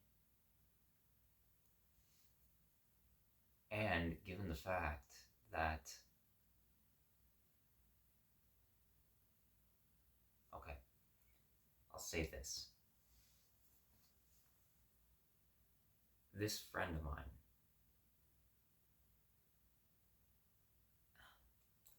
I think I did still, going into 9th grade, I harbored some amount of, well, obviously I harbored just, in terms of physical appearance and personality, I had sexual attraction to them. Not so much anymore. I don't think romantic attraction, but yes, there is differences between those types. But very clearly, still attracted to them in some way, in that regard. And their partner, I very much liked them as a person. I cared about both of them, and I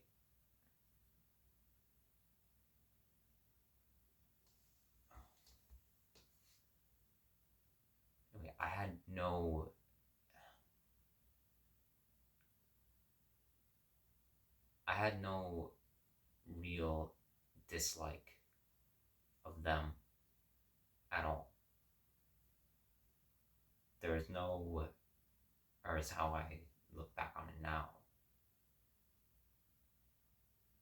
I have no quarrel in any major sense with who they were as an individual overall, from what I recall. and especially not with my friend.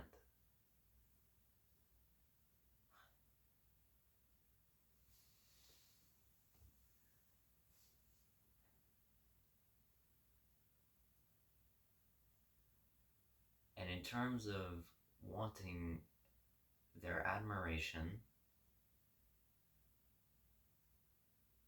as this sexually vigorous person, in our exchanges, I would elaborate on myself about endeavors I had known about or I myself engage with to seem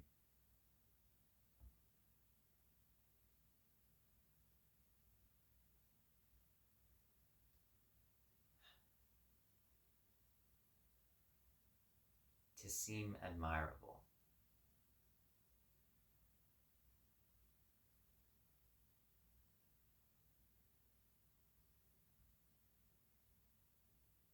Concocting idiotic lies, stories that was really just appeasing from my own sexual fantasies in some regard.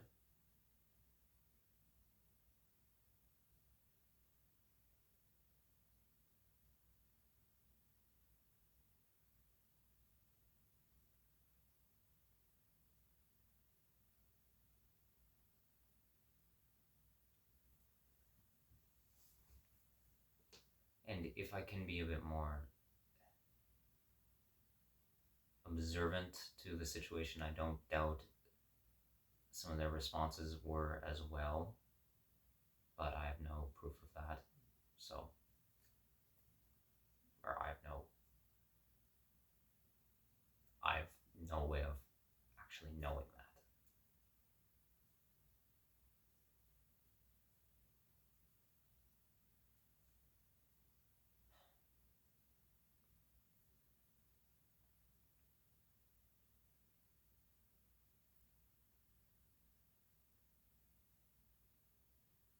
And in terms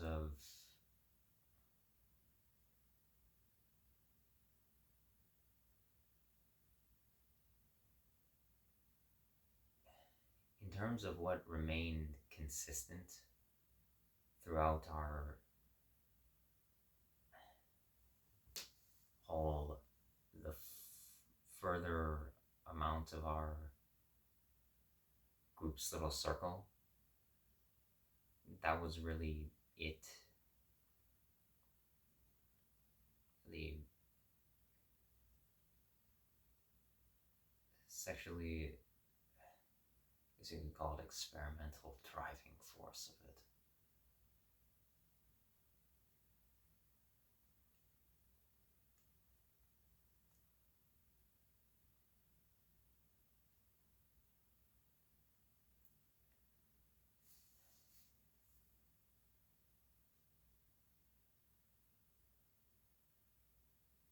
And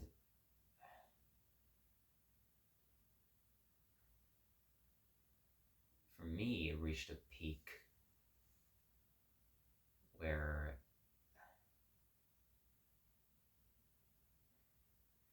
the request itself isn't, no, that's not stupid, or the request itself isn't encroaching as far as I'm concerned. I'm a nudist after all. But where I was actually going to go, and I did actually attempt this. Well, I attempted it by myself once, and it failed. And I recommend nobody try and do so.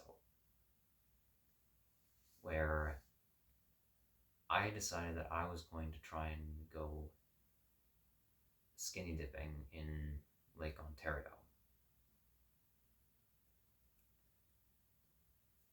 Again, very, very not a great idea.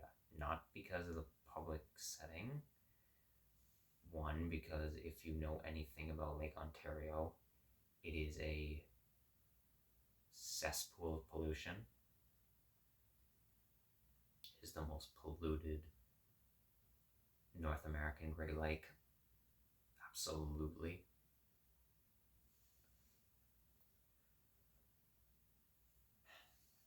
And the on bad days, the tide is harsh, and at the Toronto waterfronts, especially in the Scarborough district, there are rocks, a lot of rocks in the human constructed coves.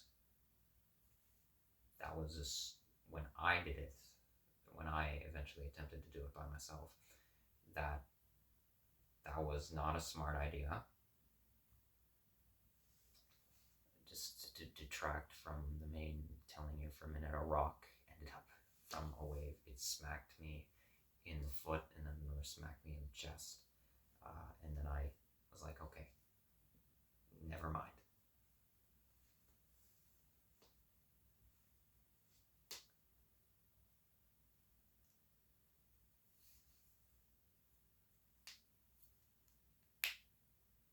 But so I asked these two individuals if they wanted to join me. And one of them said that they would be up for it. They don't know if the other one, if my friend would. And they discuss it, or we all discuss it. And they were worried about possibly getting caught in whatever area we were in. And my part, in terms of us doing something this risky and the age range we were, I used one of the lies I had told, the stories I made up, to justify the fact that for us to be doing this,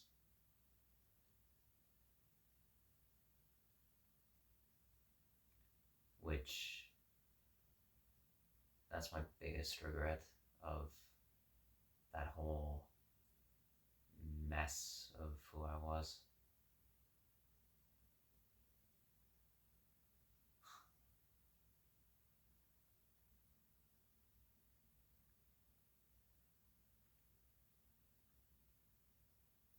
Now, long story short, that none of that ended up us trying to swim nude in the lake didn't transpire.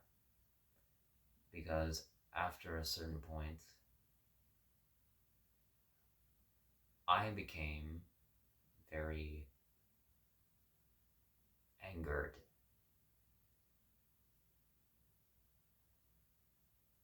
And at the time I didn't realize, well, I thought I realized why. But in reality, it was just me projecting the fact that I was only engaging with this sexual deviance because, one, I had attractions that I didn't know. And obviously, as I've discussed before in other videos and in regards to my sex work, I had fetishes I didn't know were developing.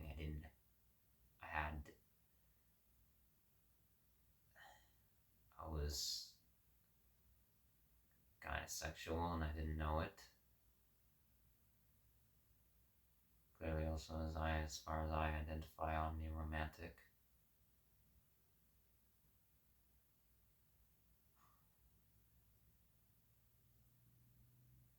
And I want, I guess, another escape from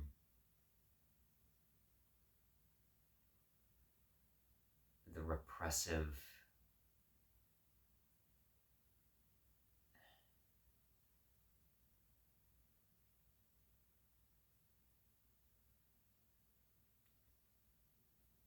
this sexually repressive environment that I was surrounded by as well.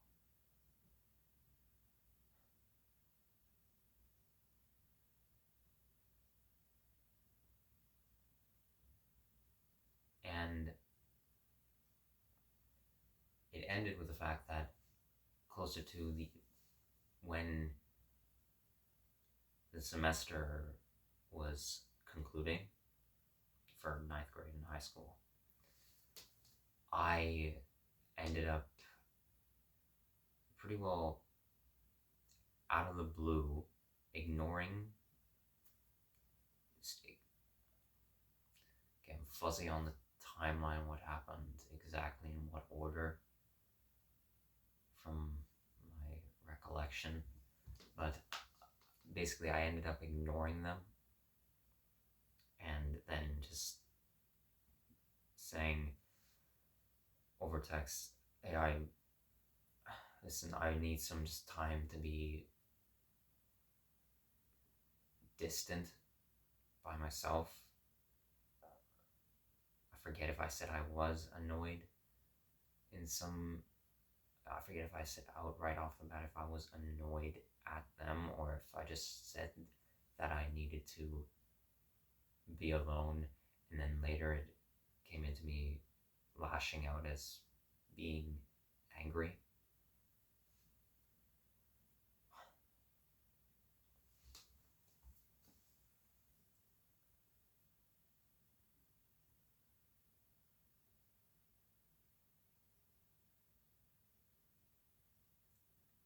And so I distanced myself from my friend,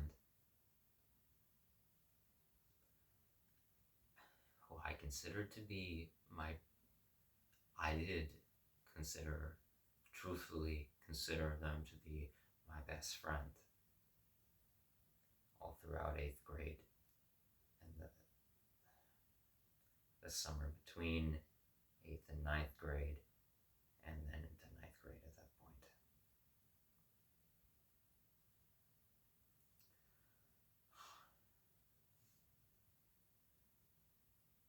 Good job on me.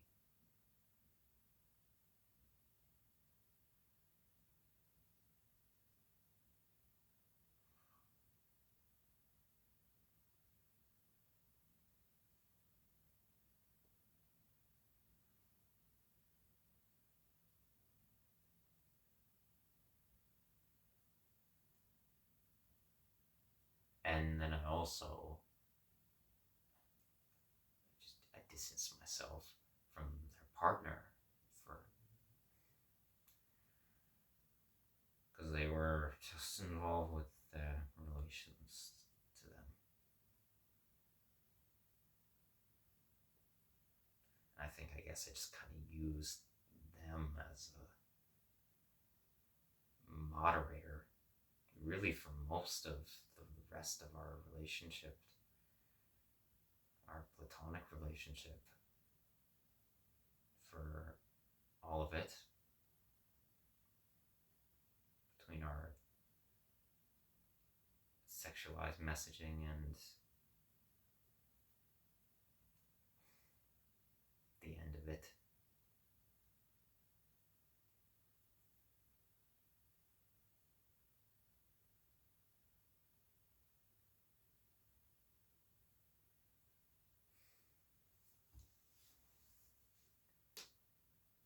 And then eventually, after I think about nearly, maybe around 3 weeks had gone by. I should also say, this was during the whole, for those of you who are in Canada, this was during the whole provincial-wide student protests, especially localized in Toronto and Mississauga and there were Mounts and Brampton and Hamilton.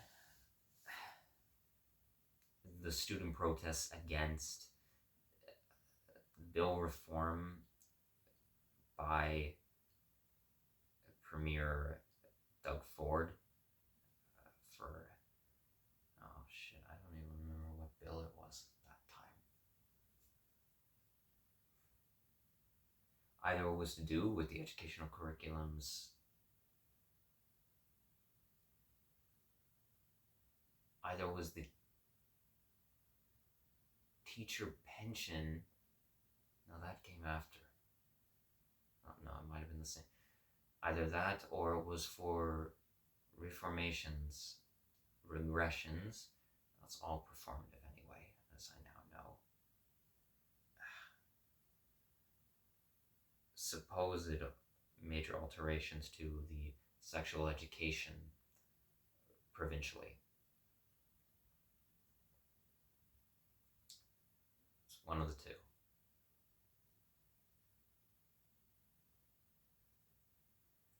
And most of my friends and me were actually involved with the walkout protests.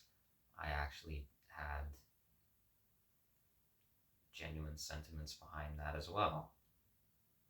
I recollect, I know I cared about it. I knew about the issue pressingly at the time. But even then, all throughout that, I was ignoring them. Completely ignoring them.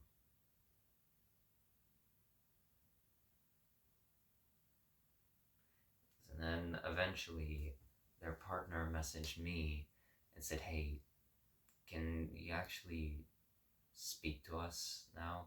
This is really hurting my friend. Really, really hurting them. Like, just completely detaching like this. Like, what are you mad about that we did? And then I threw back that it doesn't seem like you care about any of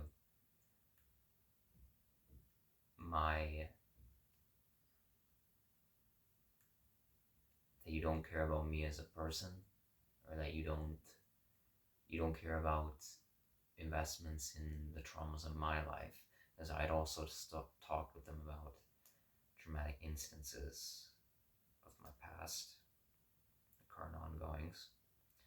Now, granted, this is not a justification for my behavior by any means, but I still feel some dismissal of that, but that is not the reason. They did not.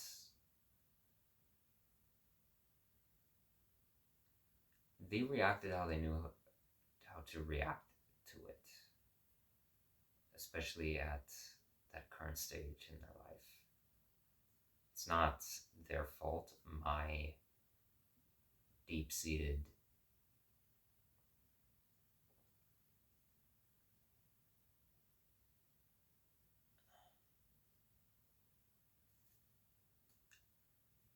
though we all collectively contribute to the horrific world around us, it was not their fault for not supposedly, not from my perception, showing enough care. And they were showing enough care for my situation, is all I'll say.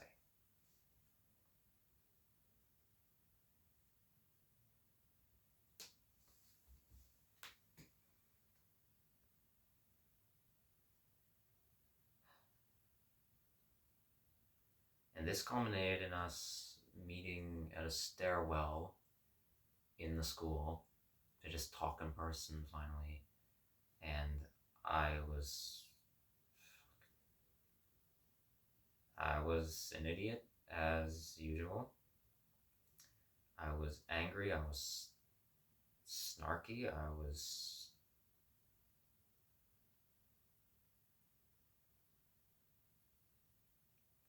completely dismissive.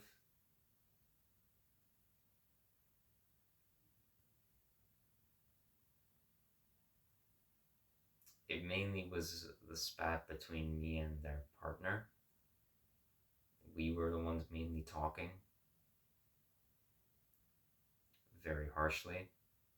And then I had thrown it on to my friend because their personality traits at the time, they were very socially anxious, socially reserved, more avoidant tendencies.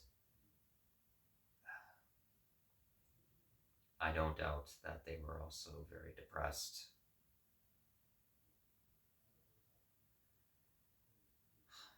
And I did not see any of that other than the reservedness.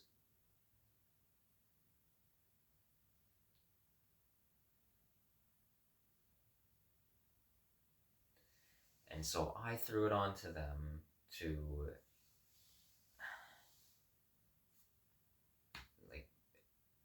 answer, I guess, to just share what they actually think of this whole dilemma. Because during that whole point of conversation, they weren't saying anything. Their head was more to the ground and obvious.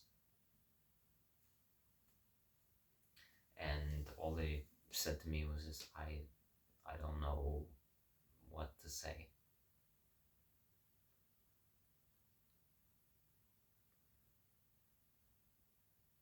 I don't know how to feel about me detaching from them.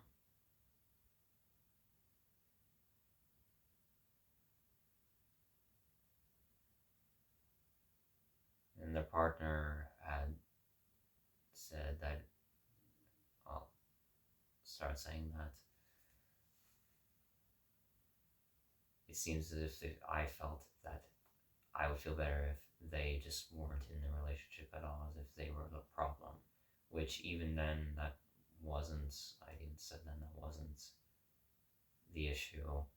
I didn't have any sort of, and I, one bit now, I still maintain that point that it wasn't a jealousy issue, at least as far as I'm aware.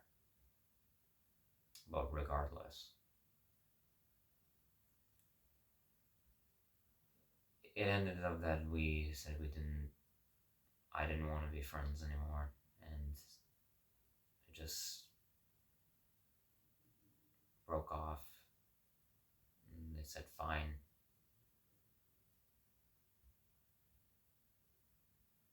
And then we didn't speak again for the whole second half of the semester. We didn't speak again.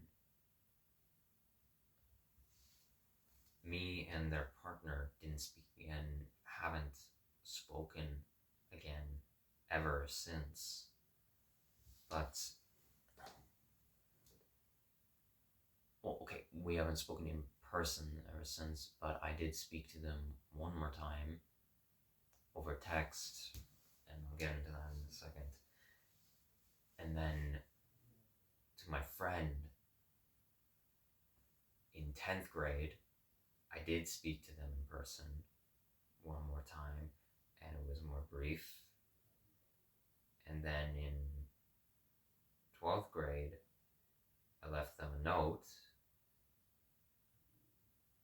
on their chair in a class that we had together. And then I left from an old phone number, I left a voice mail before leaving Toronto. And that was it. But anyway, so for the rest of 9th grade, we didn't talk, we didn't interact. I went on with other things, as I'm sure they did.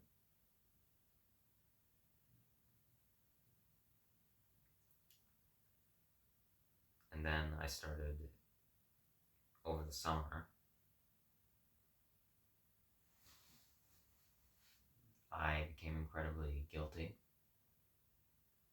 sense of guilt.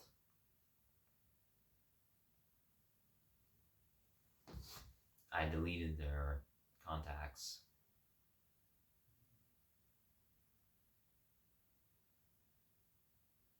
because I thought that everything I had done was deplorable. Not just how it ended, just my manipulative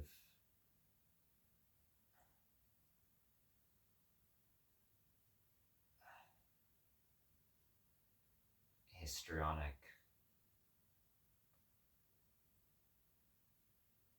idiocy in the whole relationship.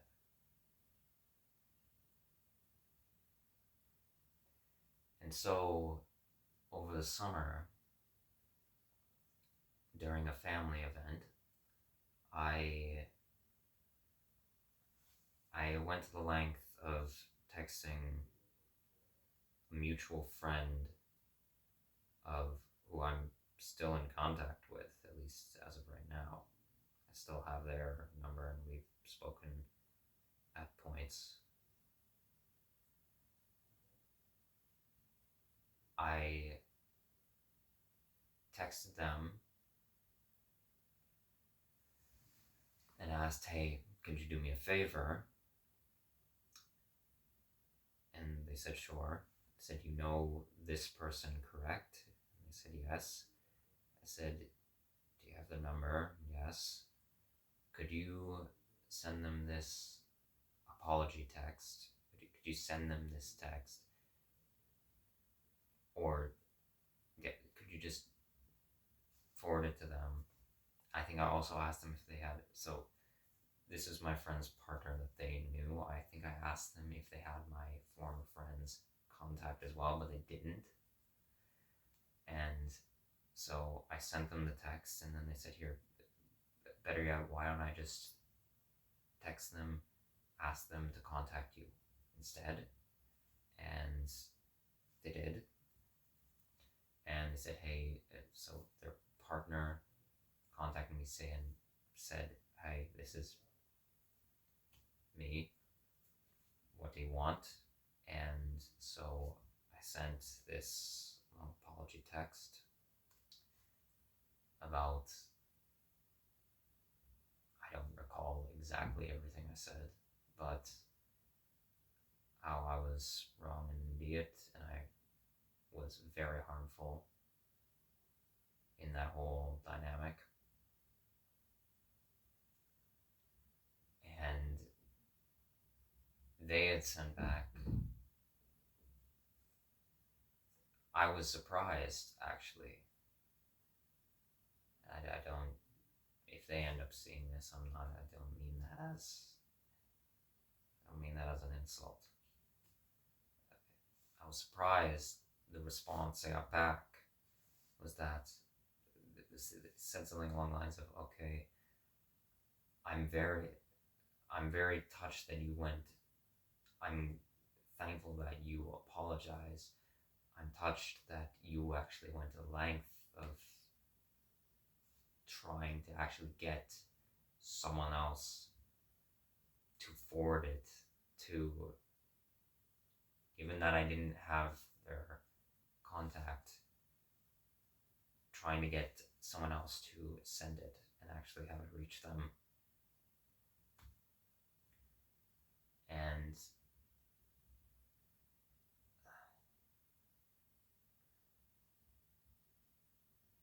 I believe I had asked how my former friend was doing. I think they said they were doing fine.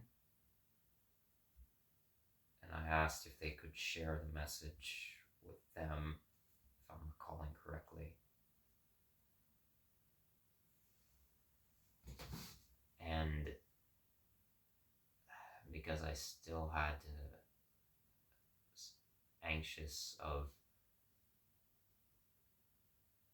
the thinking the trouble I'd be in if people knew about our deviant messaging, I had sent them as well because of this anxiety of mine, I had also sent, as well as just to be aware, or just out of curiosity, we sent a lot of personal information between each other. You wouldn't share it with anyone, right? And that's more friggin' guilt tripping, as far as I'm concerned. And they just said, no, don't worry, I didn't share it with anyone. And I said I wouldn't share theirs. Obviously, well, I had deleted their contact.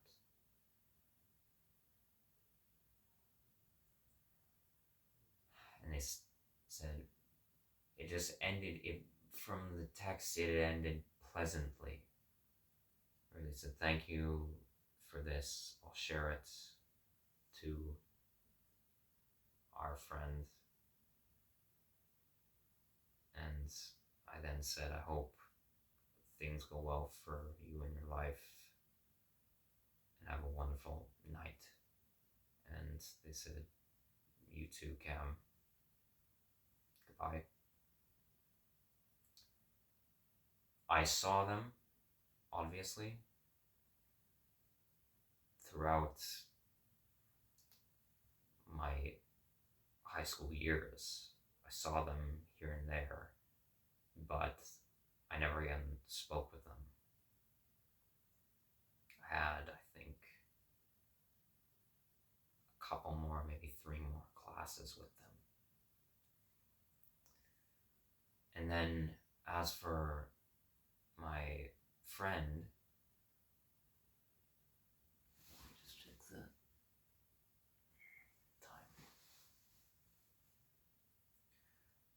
Since I couldn't contact them, well, eventually in 10th grade, we had class together.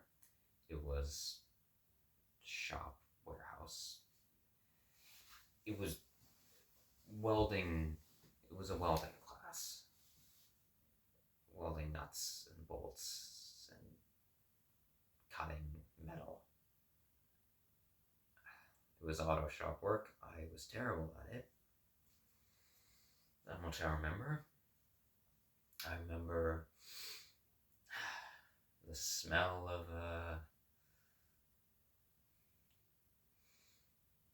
sand plus transmission fluid. That was not nice.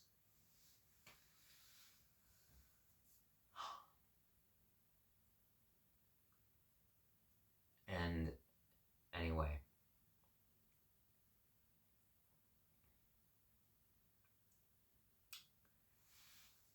I had a class with them.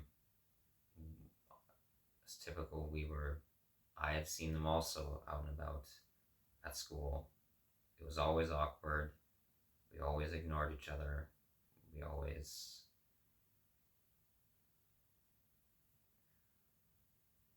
We were just sort of entities there together.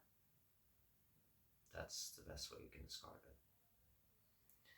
Then eventually, one day, I stopped them in the hall as we were walking to class, and I just said, hey, I'm sorry to be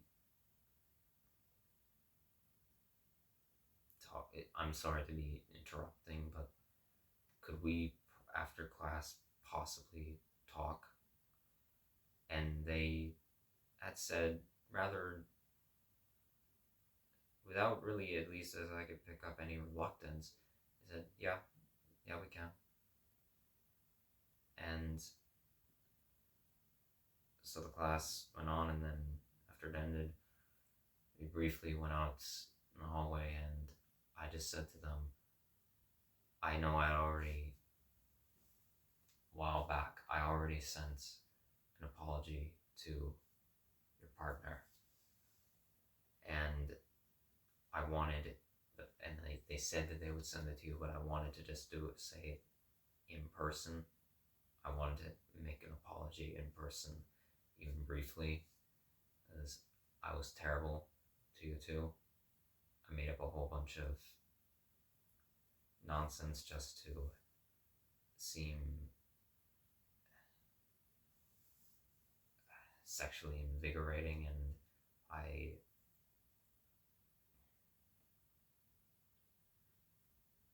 I shouldn't have cut you two off the way I did. I shouldn't have lashed out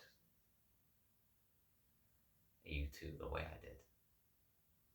You didn't deserve it. And obviously I'm paraphrasing here. I'm paraphrasing the gist of what I was saying, because I don't recall exact words that I used. And they said, well, they had told me they had a feeling of some amount of that, at least the first part. And they just said, well, I want to apologize. And I think they had said, thank you. And it's all, I think the last thing they said to me was, it's all good. Or not very surely all good. They just said it's all fine, or it's all alright, something along those lines.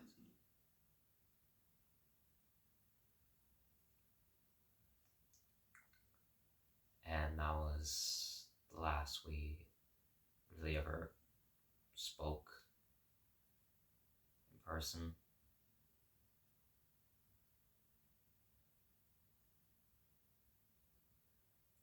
And then in 12th grade, because I felt like my apologies in the past were not adequate enough. I still don't think they were adequate enough. If I could repeat it again, I would. If I see them at any point again, I will. If they're willing to listen.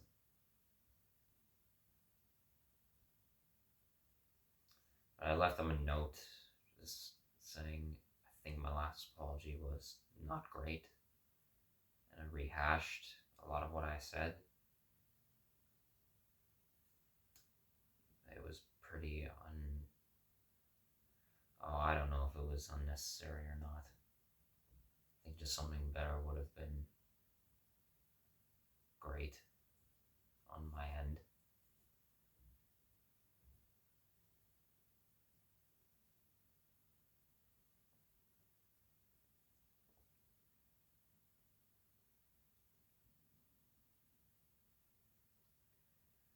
I think it didn't help as well as because me and my other ex, a different person who I was actually had an overall healthy relationship with in high school after this whole incident, when I was in 10th grade.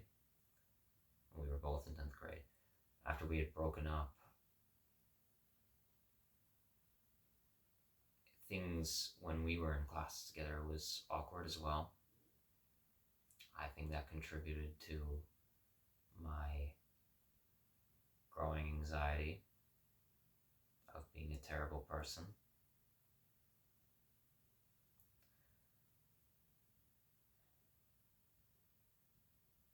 So yeah, that happened. Then I dropped out of school, and then, well, you know my story, you know the rest. I ran away from home. Things were chaotic. I went onto the streets of Toronto for a week to prepare to begin leaving. I had called them with an old contact once more, and I left a message just saying what had happened slightly, and again, that I hope they have a fantastic life. And that was the last of it.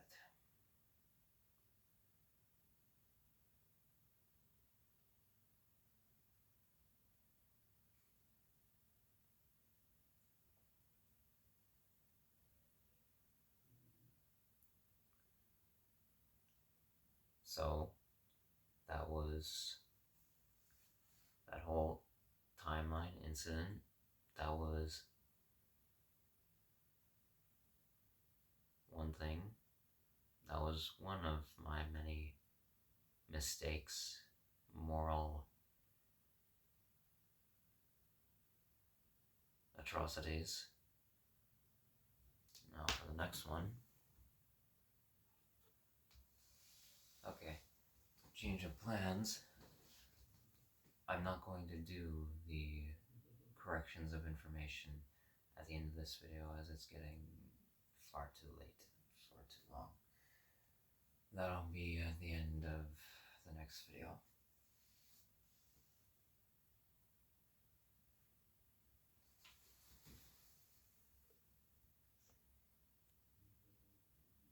Okay, not as late as I thought.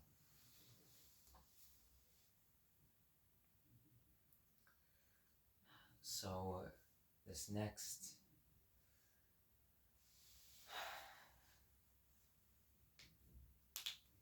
dysfunctional relationship of mine, it's another friend that I had maintained this friendship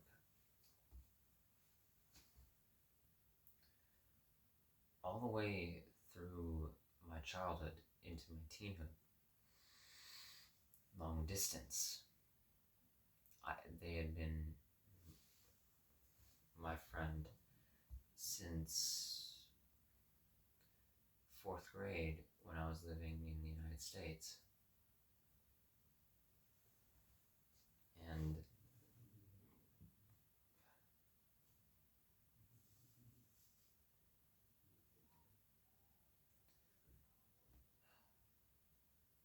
this one just ended in disaster. Even worse disaster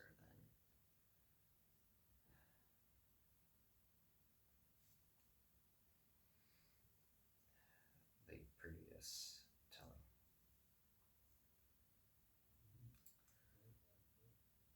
So I was friends with this person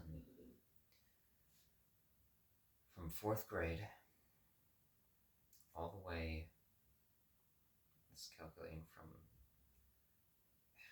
the American and the Canadian educational system based on grade levels, it's almost the exact same.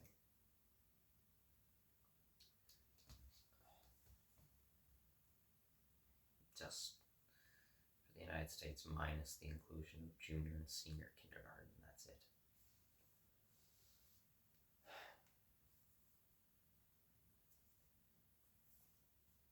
They had been my friends since then, all the way up until really recently, up until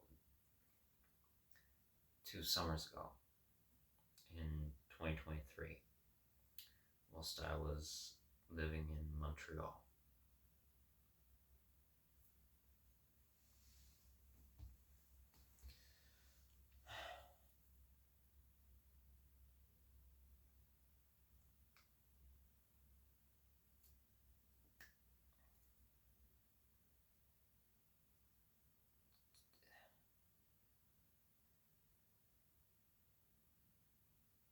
To cut the story down a bit, instead of once again delving into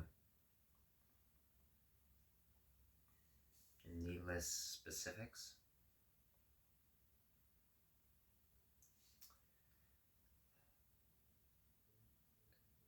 this friend of mine went from being a child who made incredible Lego block diorama creations and had a fascination with movies and geek cultural attire, video games, a particular interest, hyperfixation with Lego building and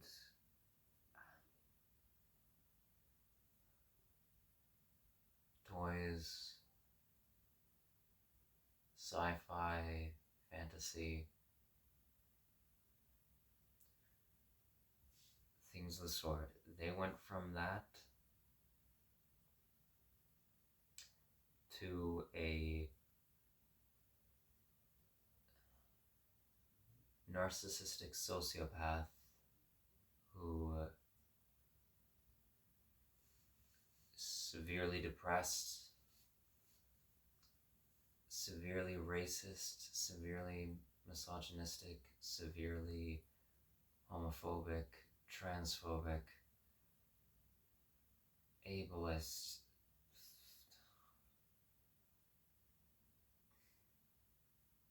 Fuck there, everything under the sun of rightism.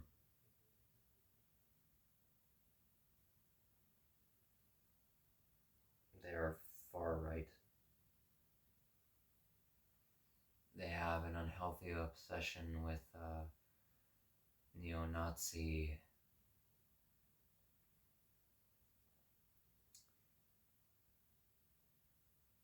neo-Nazi memes and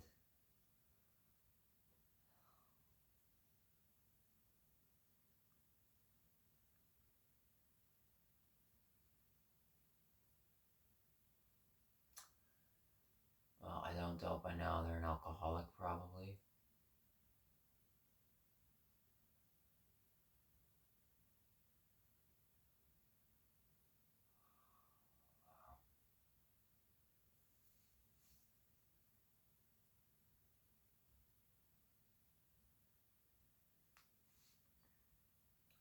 They went from a curious, rambunctious